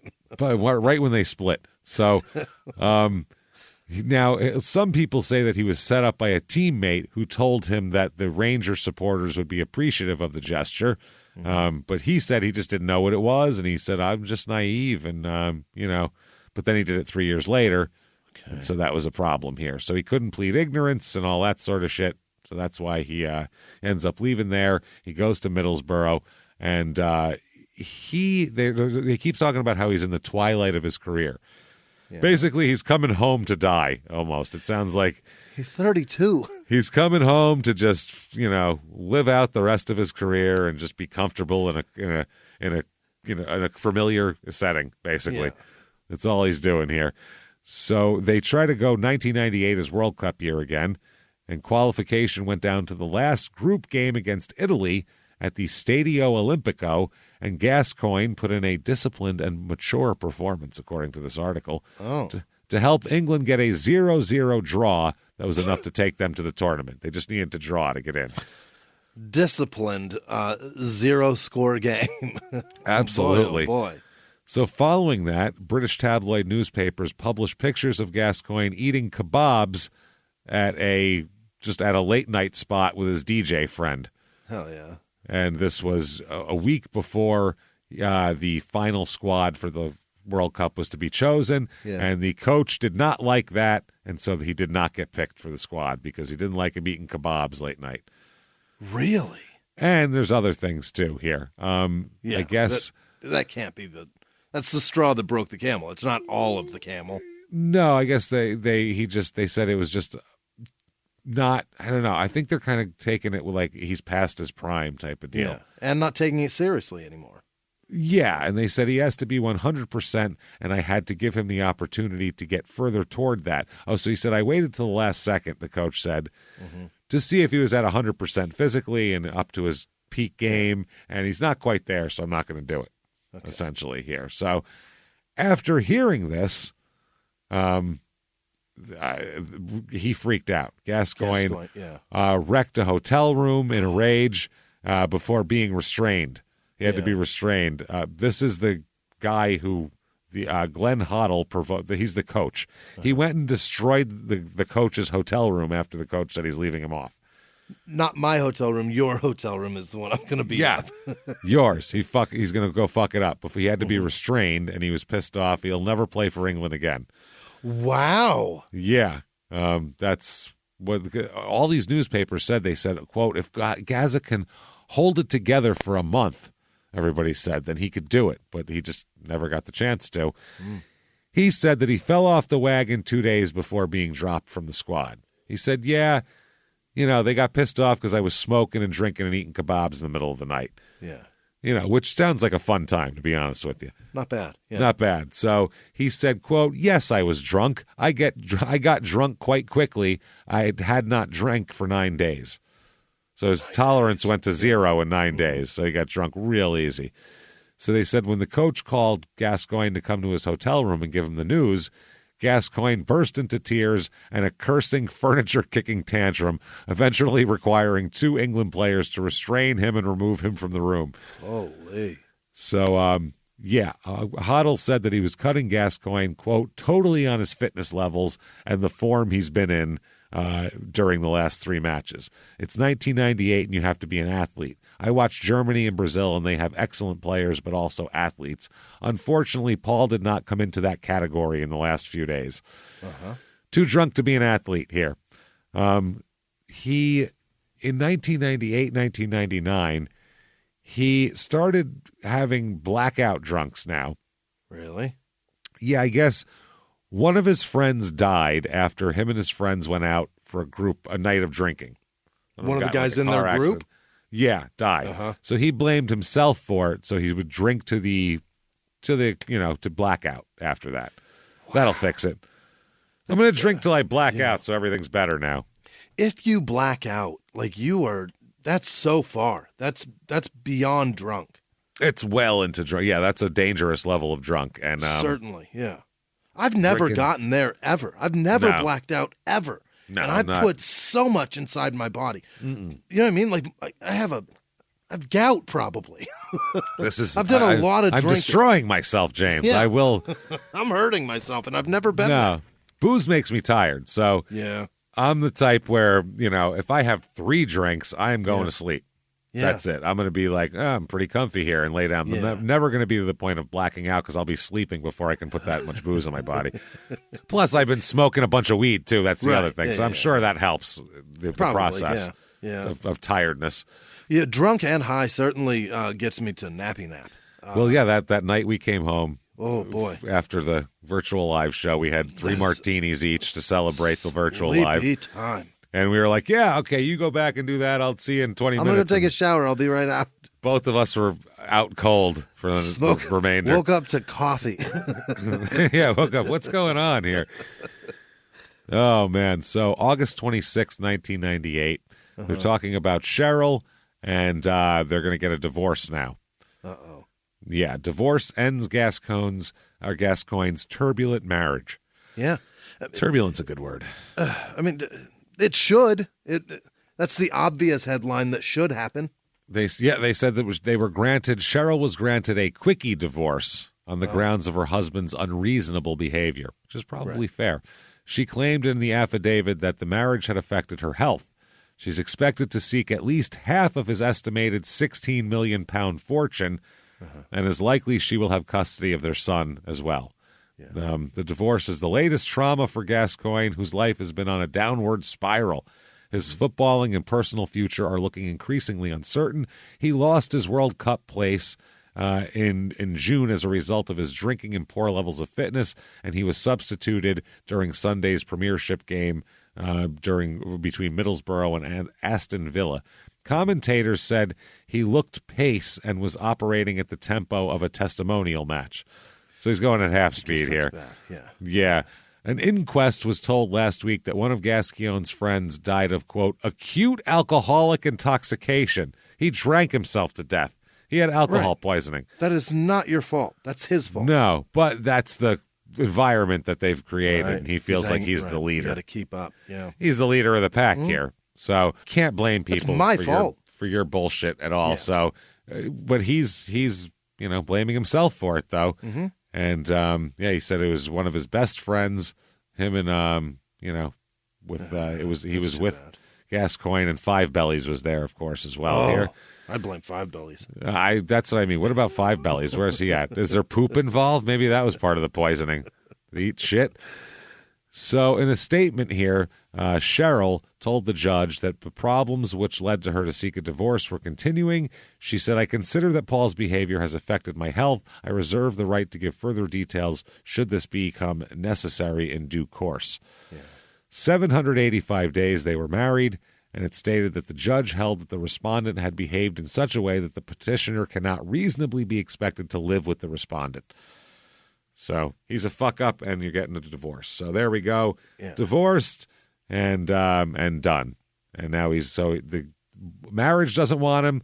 Right. The national team doesn't want him. Right. The local team doesn't want him. That hotel room doesn't want him. Yeah. That's that here. Also, his wife has been enjoying new successes. She announced a new career as a talk show host.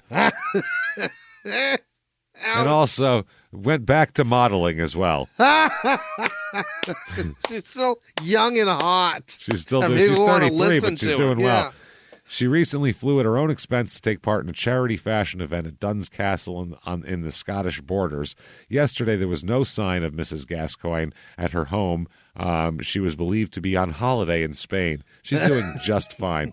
She's going to take half the money. She's going to get child support, and she's going to get a brand new career making more money. And because everyone knows her. And this fuck is a mess still. It was all going up for him, and now they're crossing paths here. Gascoigne enters therapy in October 1998. Oh, God. When he's admitted into Priory Hospital after a drinking session where he drank 32 shots of whiskey. Jesus. He can't do that. Which left him at rock bottom, he said. That's lucky to be alive, man.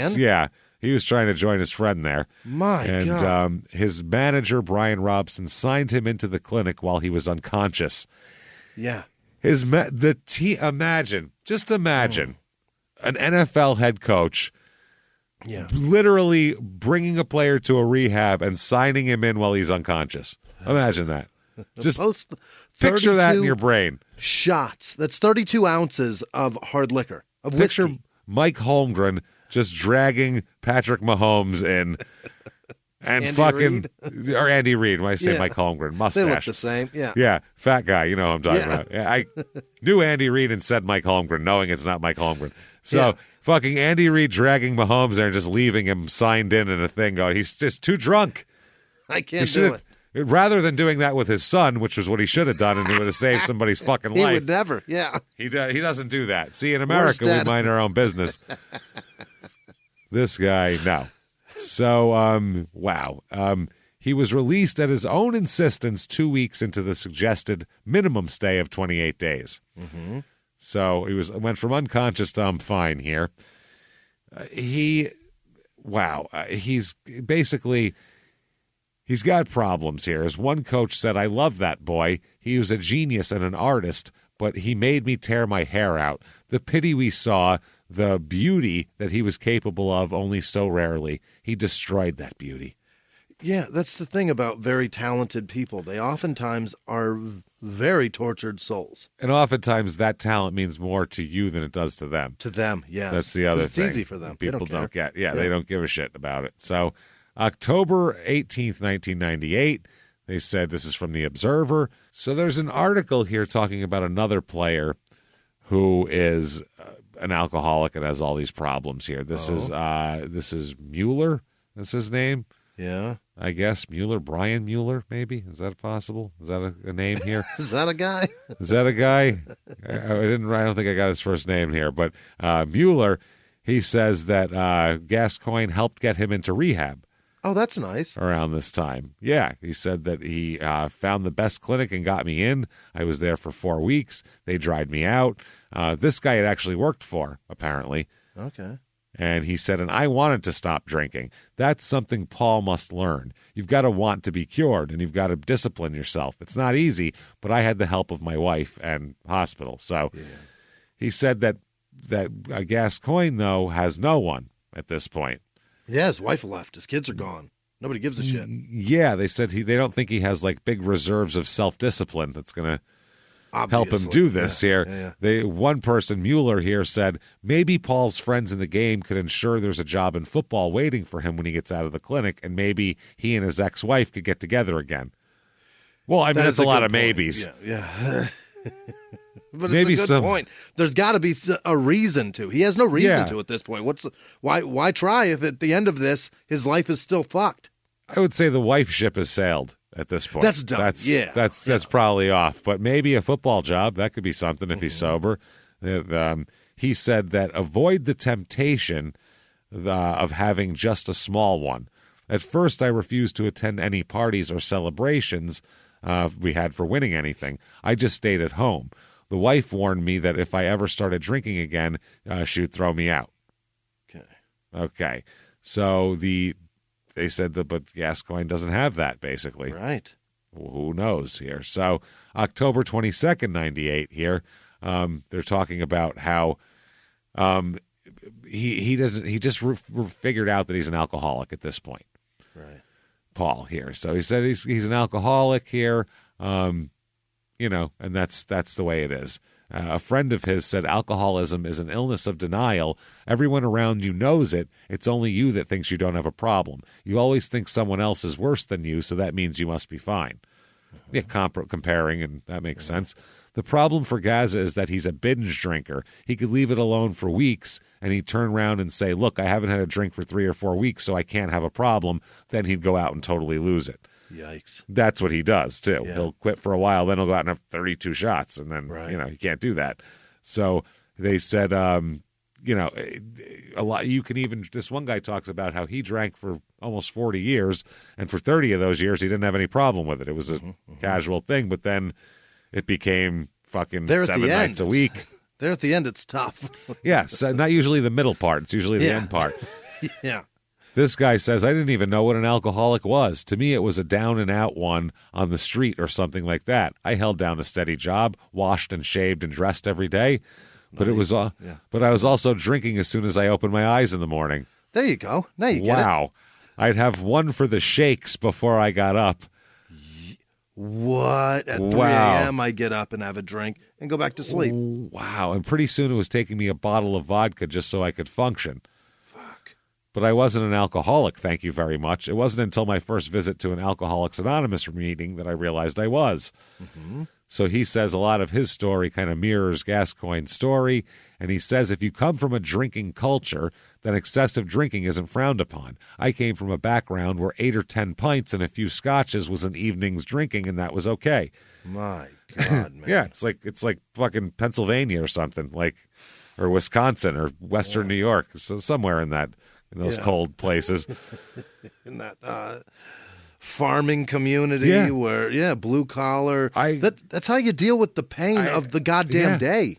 Relatives in Scranton that I had, I mean, they all had in their house kegs that they worked. I mean, it was just normal to drink scotch with breakfast and just have a beer in your hand the entire time you're awake.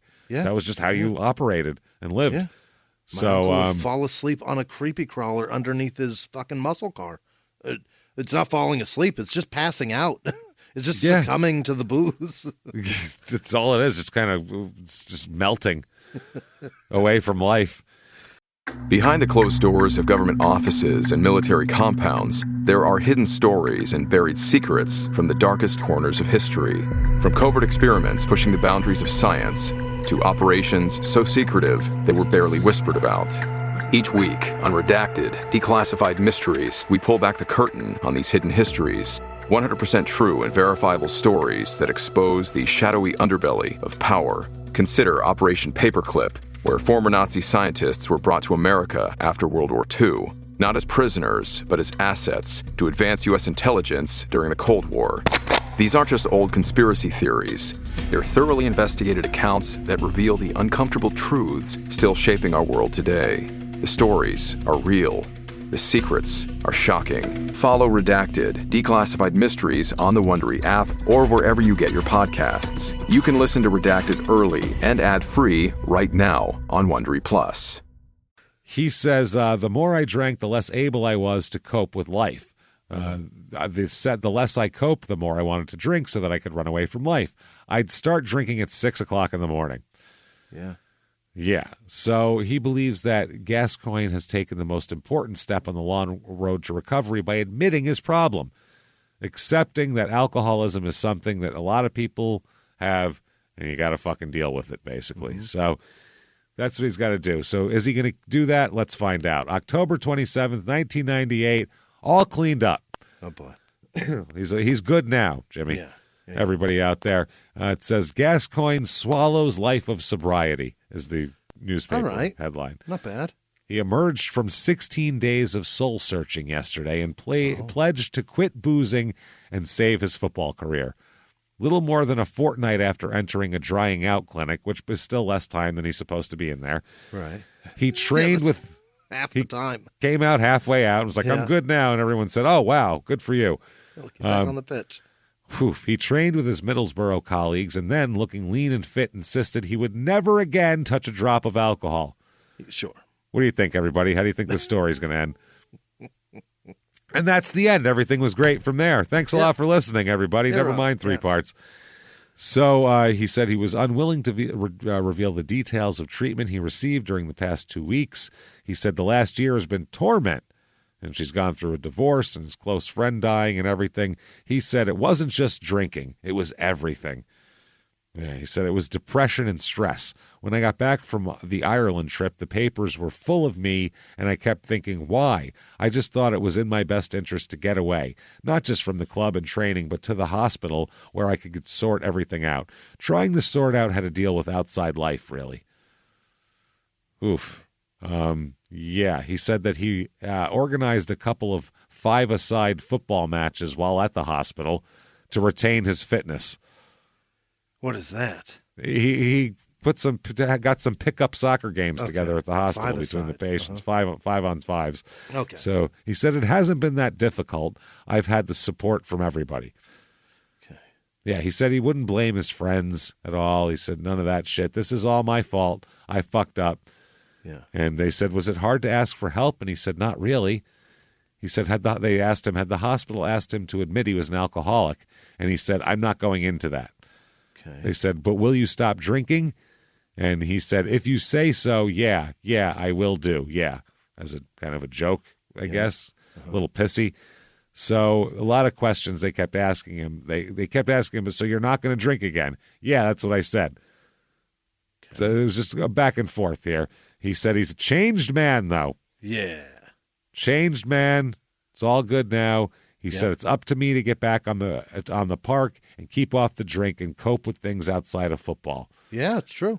I take responsibility for it, and he's ready to rock and roll. So he of course does return to drinking, clearly. But So February 4th, 1999, he agrees to a £1 million+ divorce settlement with his wife, which better than he could have gotten here. $1 million+? She'll pick up a £700,000 lump sum and then receive £120,000 a year to support herself and their children. So she would keep the couple's $300,000 home, for a £45,000 Jaguar, a £40,000 Range Rover, and all of her expensive jewelry. And £100,000 a month? $120,000 a year, so £10,000 a month. Yeah, wow. He's winning. He's coming out of that pretty good. For a very rich man, he's not doing too bad here. So, they're talking about how it's nice that it's finally over and the settlement and everything's fine now. May 9th, 1999, this is when he really starts to kind of not do so well anymore. They're calling him just an echo of his former self at this point in soccer here, which makes sense because he's 10 years on and he's been beating the shit out of his body in a horrible way. He's often been on the unlikely to play list and pulled out of a comeback match in the reserves last week. He said that his legs are just not doing well.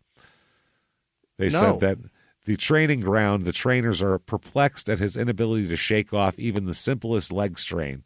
Oh, you don't understand. My big toes hurt. Yeah, I have gout. I've been living a disgustingly gluttonous life. Yeah. Yeah. I've been living like a medieval king. That's the problem. Lots of pork pies and booze. I'm in a lot of trouble. There could be cat shit in there. We don't know. We don't know. We don't know. So they said that when Gascoigne picks up an injury, it often responds to treatment by getting worse instead of getting better. Yeah. Which is his body is turning against him. That's age, yeah. Yeah.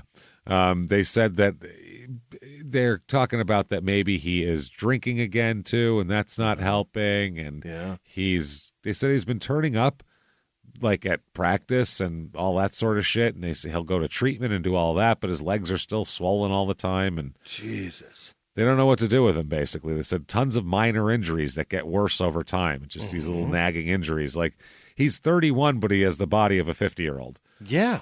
That's what it is, which makes sense because he drinks like a bastard. Yeah. He's beating himself so bad here. He said they keep talking about his dead legs. He's got dead legs all the time. Okay. That's what the problem is. Makes his every in a paragraph sport where you've got to run. Yeah, they said this is all well-documented stuff now, but Gascoigne's history, like his dead leg, keeps recurring. It's just dead. Yeah. Now they say time runs out on every footballer. It scarcely needs any encouragement. And some suppose Gascoigne, who virtually walked into Hoddle's room whistling a happy tune last year, is just as blithely unaware of how close he is to becoming just another burned-out star. Yeah. Oh, man. They said he's started only 2 games since February and may have already made his last appearance of the season. If he doesn't play today, lack of match practice alone will make him doubtful for next week. And although he is contracted to the club for next season, almost anything could happen to his underlying fitness during the summer. No shit. So they're like, he's just a mess. So they don't know what to do with him. They said if Paul isn't doing on the pitch, people are less willing to put up with his behavior off of it. He's a lovely, lovely lad, but he has become a peripheral player, and I think he knows it. That's an ex-teammate of his. Yeah. Which is true. He could fucking drink all he wants if he's scoring a bunch of goals, but yeah, you can't be an asshole if you're not doing any of that shit at all here. So they said despite his ongoing problems, spells in rehab, they said he started out well, and then his season has just kind of fallen apart since then. Yeah. Which makes sense here. 1999, November 28th, Cheryl, they said, is fronting an anti-domestic violence charity called Refuge. Yeah. Yeah, she is. They talked about her. They said it seems like she's a strange choice, this article. And I'm like, it seems like she'd be the perfect choice for this. Why would it be so strange? She's in a sling with a blackened face. That is, well, here's the article. How can people be expected to take her seriously when she went ahead and married Paul Gascoigne, even after he'd repeatedly beaten and humiliated her? You don't know what the cycle is? You run a fucking refuge. Yeah. They said, and how can this divorced woman justify keeping her husband's name, exploiting it, even as she blackens it? How can she campaign for refuge throughout the media? It's called having a successful name. That's what I mean. That's what they know you as. I want people to watch my fucking show. I need them to know who I am. Yeah, I'm the lady that soccer player beat up. Right. That's who I am. Watch my talk show. He said, I believe her about the abuse, a friend says. I just wish they had chosen someone a bit more credible. That's a friend of hers. Unbelievable. Who, by the way, herself a victim of domestic violence. Fantastic. Yeah. What? blaming others. Very, very supportive. That is wild. They said it wasn't Cheryl Gascoigne's fault. As well as having a newsworthy husband, she was blonde and pretty and was thus routinely portrayed as some kind of gorgeous, damaged Barbie doll with cuts and bruises in place of lifestyle accessories.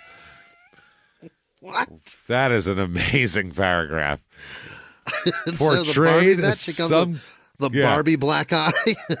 This is Alabama Trailer Park Barbie here. She comes with a poop bucket and removable black eye and an arm sling. And a sling. Jesus. Cuts and bruises in place of lifestyle accessories. Nor was it down to her that some of the reporting and images at the time glorified her damsel in distress situation in a way that was quasi-pornographic, sending out the dangerous message that domestic violence was somehow sexy. Weird. Fucking hot. It's hot, man, yeah.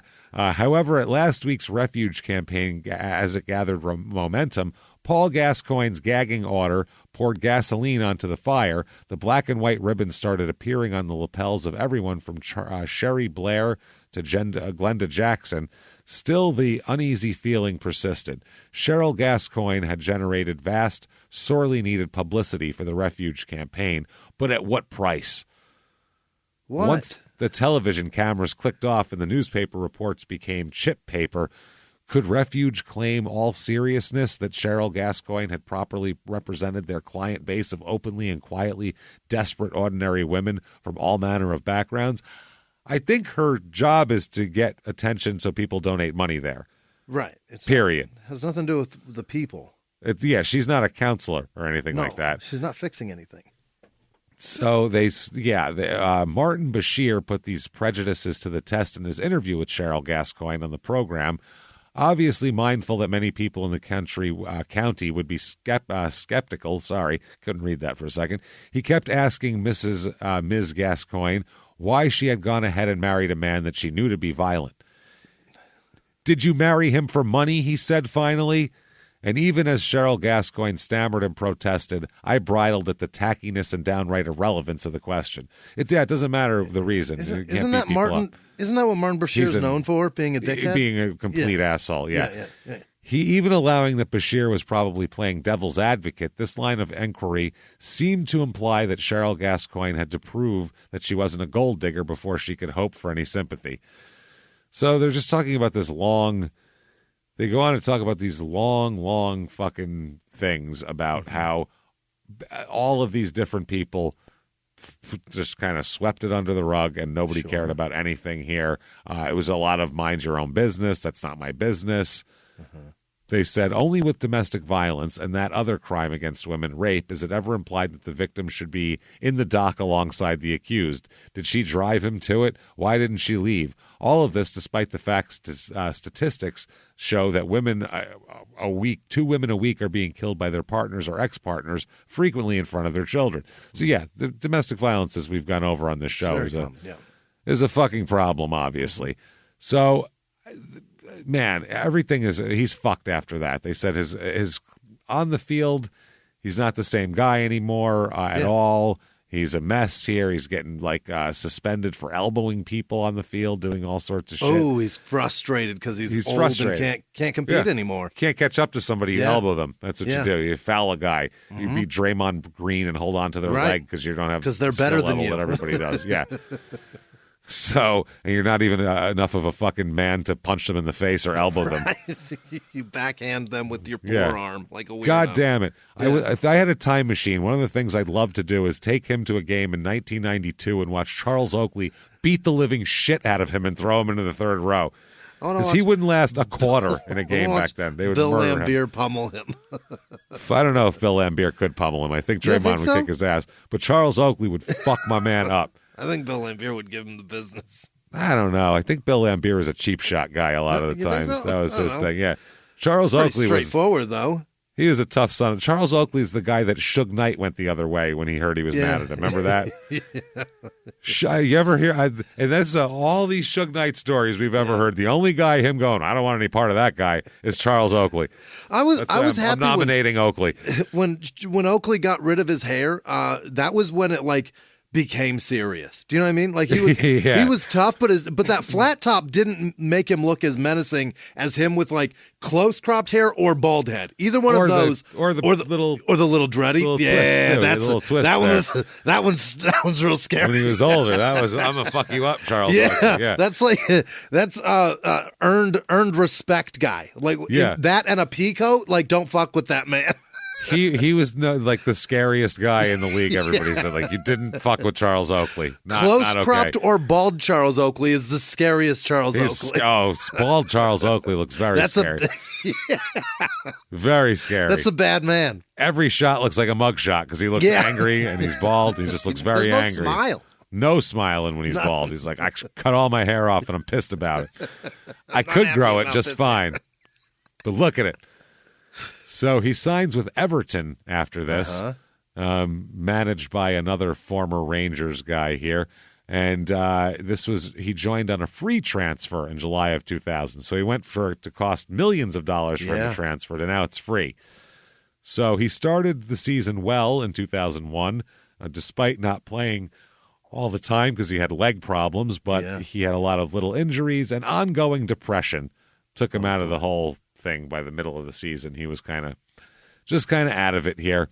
So by 2001, Everton's chairman, Bill Kenwright, contacted Gascoigne's therapist, who organized more treatment to help control his drinking again. He called the hospital and was like, can you talk to your boy?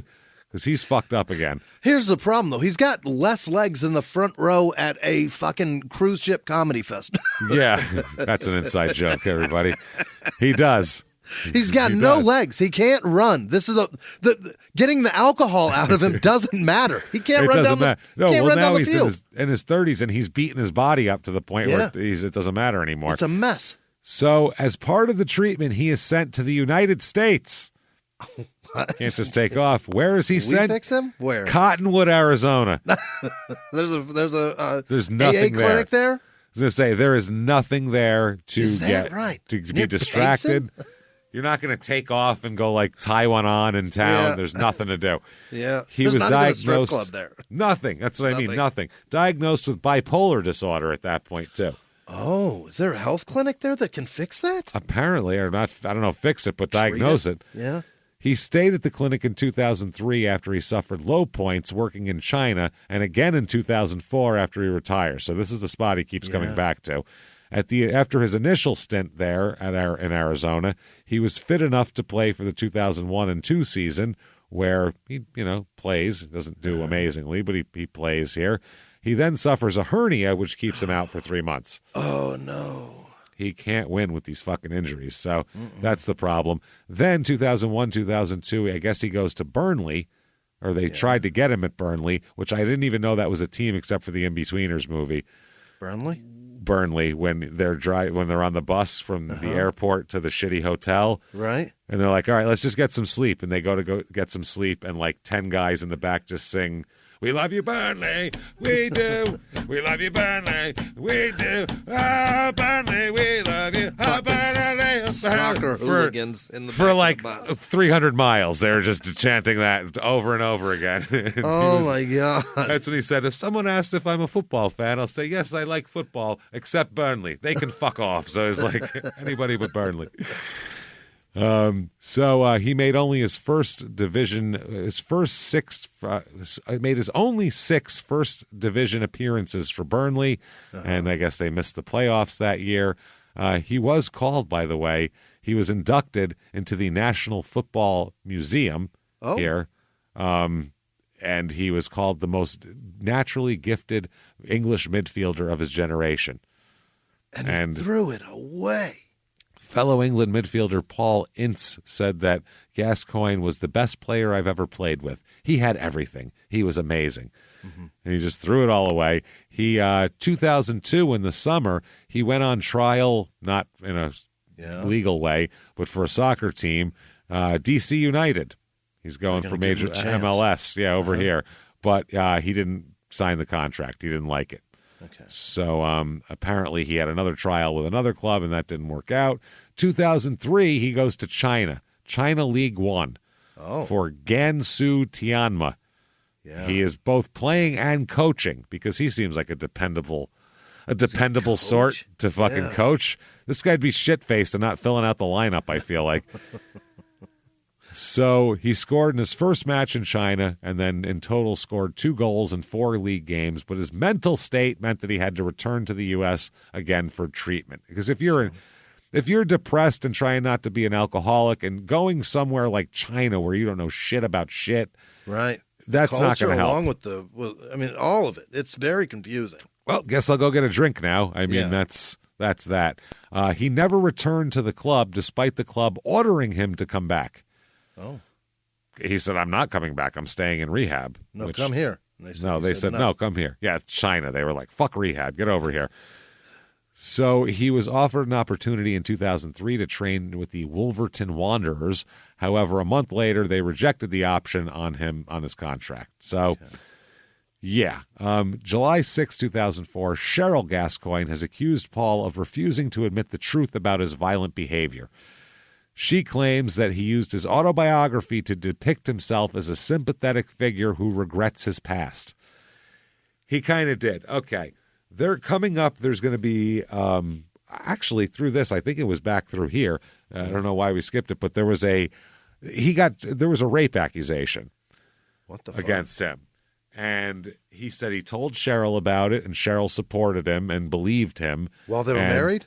Yeah, while they were married. And the accusation, like I said, this was the one where it was like 2 paragraphs. Yeah. He said what happened was we went out with these girls. We went out to an Indian restaurant and met these girls, and 2 of them asked me to come back to their room with them, and I did. And one of them asked me to come in the bedroom, and I went in there, and I didn't want to have sex with her because I didn't want to get her pregnant. And she said she had a condom, and she put it on me and everything. And then we had sex, and then she accused me of rape. But then the court didn't even go to trial because in the pretrial hearings, her friend said that she asked her to come in there with her and that her friend was telling her that she wanted to fuck him the whole night. So he said, so I didn't know there ended up being no trial, and Cheryl believed me, which was really great.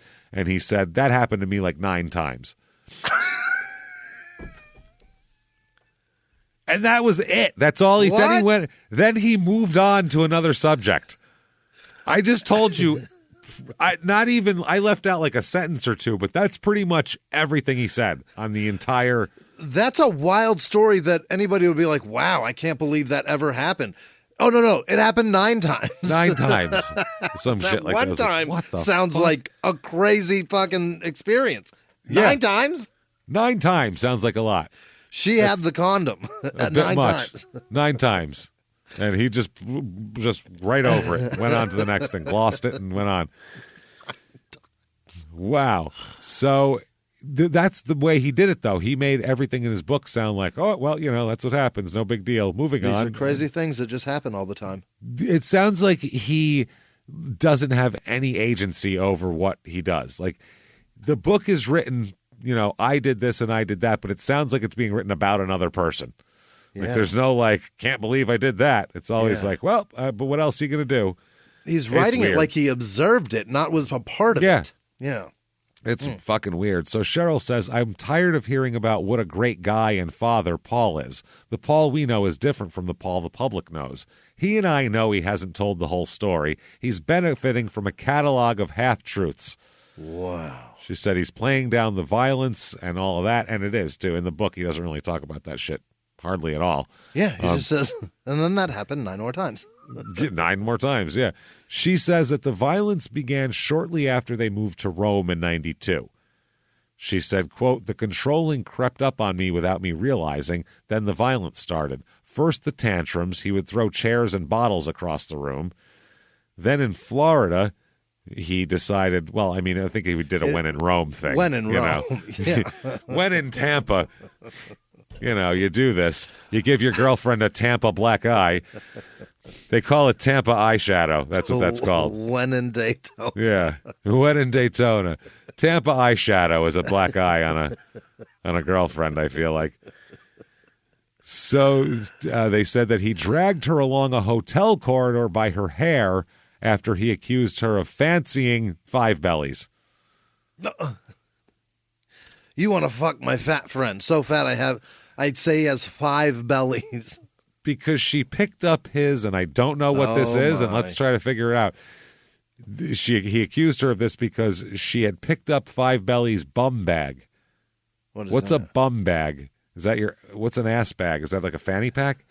Fanny pack. I bet you anything it's a fanny pack. A bum bag. Fanny is a bum, same thing. Yeah. Oh. She picked it up. Well, so a that fanny means is a pussy there.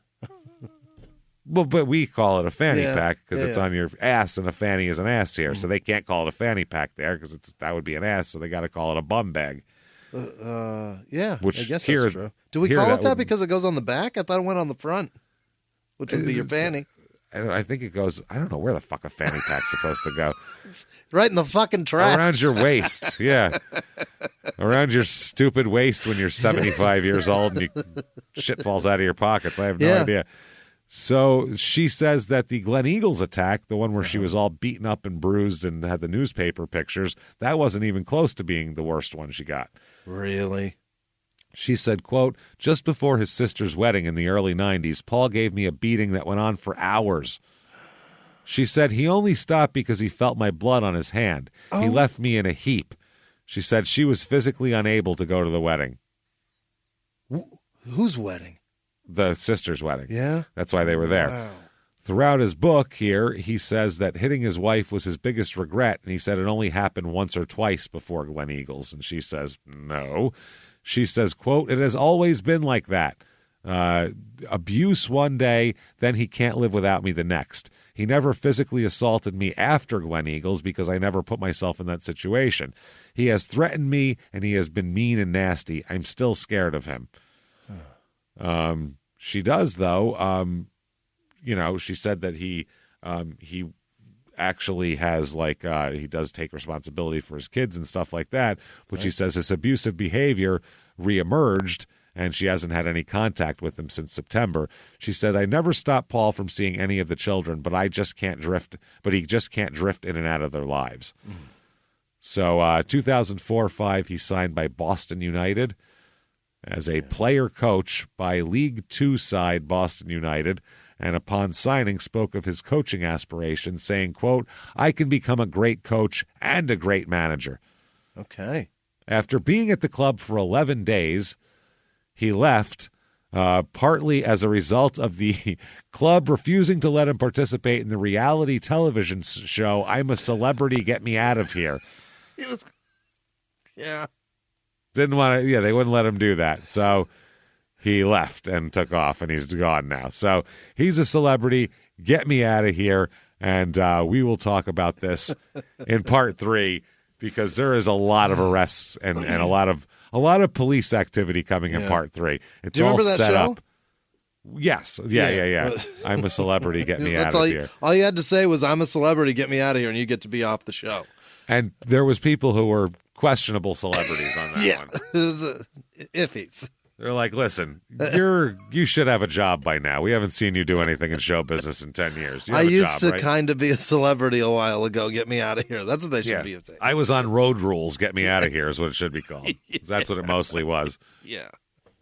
So there you go. That is part 2 of Paul Gascoigne. Part 3 coming up, full of insanity because now he's got nothing to stay in shape he's for. Desperate. Yeah. So it's a lot of craziness that comes about in the next 15 years, all the way up until about a month ago. So shit is crazy for that. So if you like that story, tell the world about it. Mm-hmm. Tell everybody about it. Get on whatever app you're listening on and give us 5 stars. Tell your friends. Share the show. I can't tell you how much that helps. It really does. They trust you more than they trust us. Yeah, exactly. Sharing the show is important because if I say I'm looking for something and someone I trust tells me this is pretty good, I'll probably give it a shot. Always try. Whereas if it's advertised, that makes me want to listen to it less. So I will listen to anything but. Anything but. So that's how that works. So please help us out and do that and help yourself out. Keep the show going longer. So thank you for doing all of that. You certainly want to follow us on social media at Crime and Sports on Twitter and Facebook and at Small Town Murder on Instagram. You should definitely listen to our other shows, Small Town Murder and Your Stupid Opinions, of course, which is fucking hilarious. Yeah. So check those out too. You certainly want to go to shutupandgivememurder.com. Get your tickets for live shows. Sure. Sacramento, April the 5th. San Francisco, April the 6th are the first ones. And then they're pretty much every month after that. We got a couple of shows. 12 shows only this year, live shows. So get your tickets because they are selling out fast. Phoenix is in November, and it's already sold out. Done. So yeah. You definitely want to get your tickets very quickly for those, and because we're not adding any more shows. No. There you go. Those are the 12. Enjoy them. Thank you for doing that. ShutUpAndGiveMeMurder.com. Patreon.com/CrimeandSports is where you get all of the bonus material, and there's a shitload of it. A couple hundred episodes of a back catalog in there that you get immediately upon signing up. Anybody $5 a month or above, you get that, and new episodes every other week. Right. One Crime and Sports, one Small Town Murder. You get it all. All of it. This week is no exception. What you're going to get this week for Small Town Murder, we're going to talk about Morgana the Kissing Bandit, who was a giant-breasted woman who was allowed to just run out onto sports fields in major games and just kiss players. She could have stabbed anybody at any point. She could have shanked Nolan Ryan in the throat. Yeah. And it would have taken a while to get there because everyone just were like, oh, here she is. Oh, what is she do? Why would she do? Oh, the humanity, live TV. Oh, God, she's repeatedly stabbing him. Oh, she's now taking a swipe at the third base coach. This is getting ugly, folks. Oh, thankfully the batter came up and walloped her with his bat in the back of the head. She's now on the ground. She's twitching, folks. I don't think he possibly broke her skull. Let's go ahead and see how Nolan Ryan's doing with his throat injury. So we're going to talk about that. For Small Town Murder, Prisoner Dating Game is back, everybody. Yeah. 4 bachelors, 4 bachelorettes. They only have one thing in common, or really two. 2 things in common. One is that Jimmy's going to pick from the group, and 2 is that they are all in prison for a violent felony. He's going to pick one of each based solely on their pitch that they give in their prisoner dating profile. Terrific. And then he's going to find out later on, A, what they look like, and B, what the fuck they did to get in there, which is way more important than what they look like. So that'll be a lot of fun. Check that out. Patreon.com/CrimeandSports. And you'll get a shout out at the end of the show, which is, guess when? Right fucking now. Jimmy, hit me with the names of the most fantastic people who keep this show going and are just our fucking favorites. Hit me with them right now. This week's executive producers are Bobby Britt, Vanessa Thompson, Helena Krimsky, Jordan Bennett. Happy birthday. Holy shit. Rue's granddaughter, Brandy McClanahan, Raven Delgado, Libby Lynn Stout. Thank you all so much for what you do. You really, you make the show happen. You're terrific. Other producers this week are Shauna Moose, Peyton Meadows, Emily Miller. She cleared her debt, James. Remember that show? Janice Hill, Rebecca Sorensen, Jessica Bampton, and S.J. Surridge. Okay. There's more.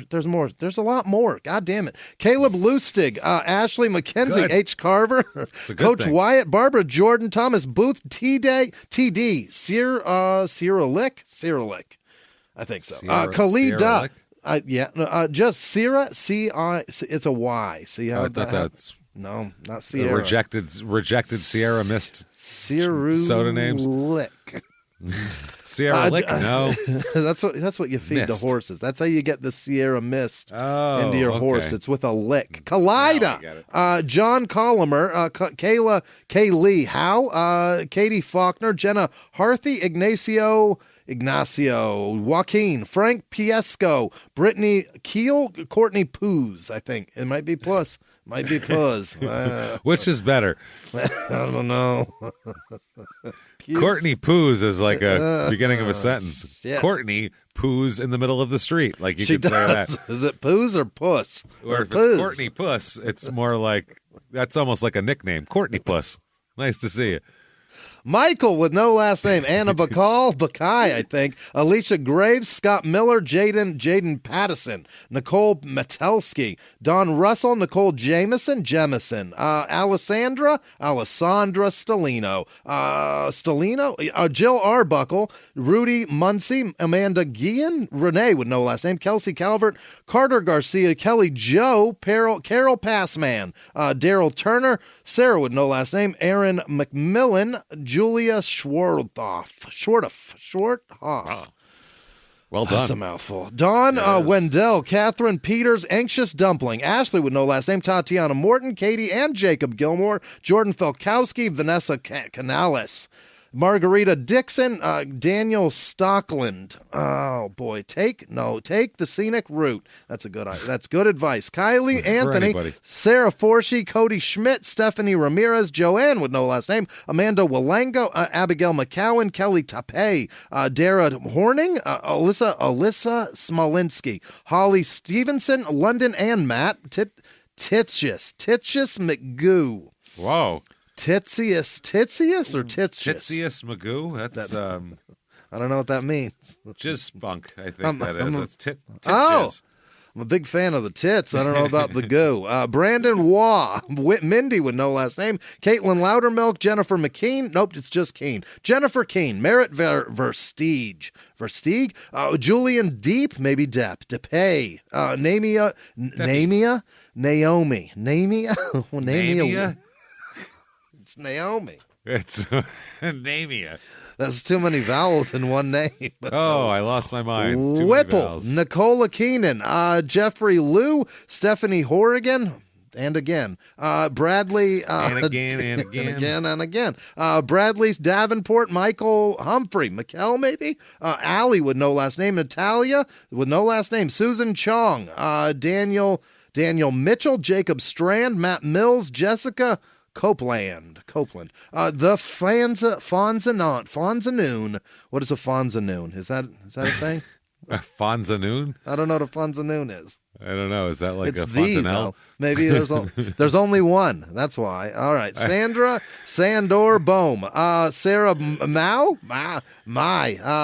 Ellie with no last name. Casey Guy. Maggie Novak. Bridget Daniels. Eddie Davis. Pam and Paul Van Shee. Winter Schmidt. Mira. Pam and Paul. They're a couple of good folks. Mira Gardenier. Gardenoy. Gordonner. Gardenois. That's it. It's a French Gordoner. Jennifer Greer, Jessica Deschamps, Kate Ackerman, Karen Walsh, Christina Gomez, Derek Marble, Michelle Magnotti, Emily with no last name, Cody with no last name, Ryan R, Zoe BB, Evan Seeger, Jessica Martinez. That's a real name. Wow. Taylor with no last name, Rachel Moishier, Sam Hupel, Crystal Positive Kinzer. Jessica. I'm Jessica. Yeah. Say Jessica to Jessica. She runs for office. Say Jessica to Jessica. And that Nausicaa's a real bitch. You don't want to get with Nausicaa. Sam Hupel, Crystal Kinzer, Megan Henry, Alexandra Lehman, Regina Tormima. She's from Ravenna, James. As if there's two Regina Torminas. Tormima? All right. Stacy, nice. I can't even say the first one. Stasia Stacia Hiller, Shannon Goodwin, Casey Ostrander, Kay Sellers, Titus, Christy Miller, Alexis Harris, Jack Washington, Tanya Serpiglia, Sarah Piglia. Nice. What a tough one. Young Blaze 13, Cheyenne with no last name, Muggins McGee, Cindy, what is that? Morante, Diane Wells, Mitchell Craig, Monica with no last name, Andrew Nauta, Mad Smoker, Sue Frosch, Taylor Johnson, Aspen Johnson, probably friends or family, Holly with no last name, or is it Holy? Francisco Ramos, Kat Breton. Sounds like a relief pitcher. Amber Jean Young, Jared Gibson, Emily Smith, Nat with no last name, Emily with no last name, Amy with no last name, Hillary D, Lambo 615, Terry Lee, Ivan Lopez, Amanda Burton, Jordan Mason, Rachel with no last name, Emma Stevens, Gary Tulio, Kong Pao, Jordan Petty John. All right, got it. It's one name.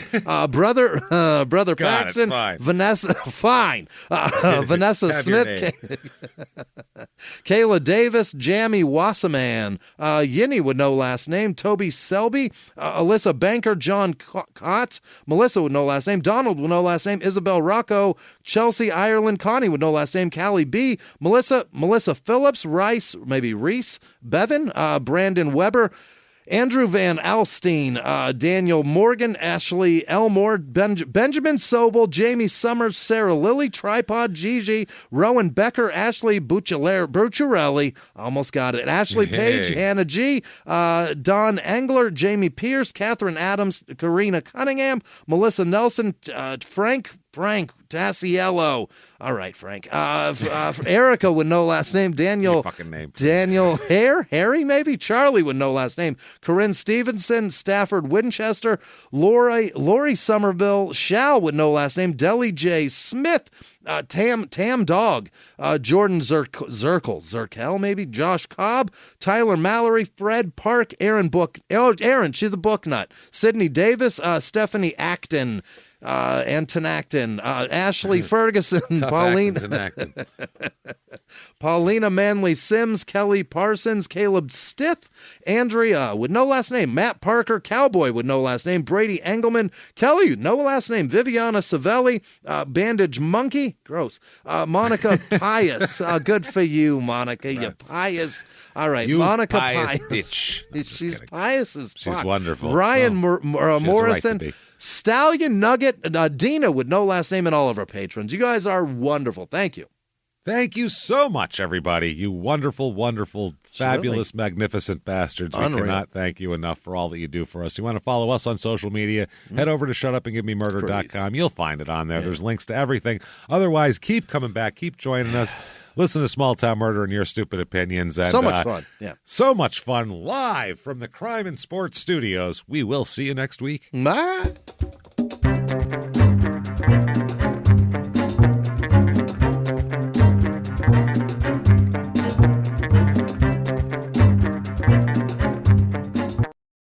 If you like crime and sports, you can listen early and ad-free now by joining Wondery Plus in the Wondery app or on Apple Podcasts. Prime members can listen early and ad-free on Amazon Music. Before you go, tell us about yourself by filling out a short survey at Wondery.com/survey.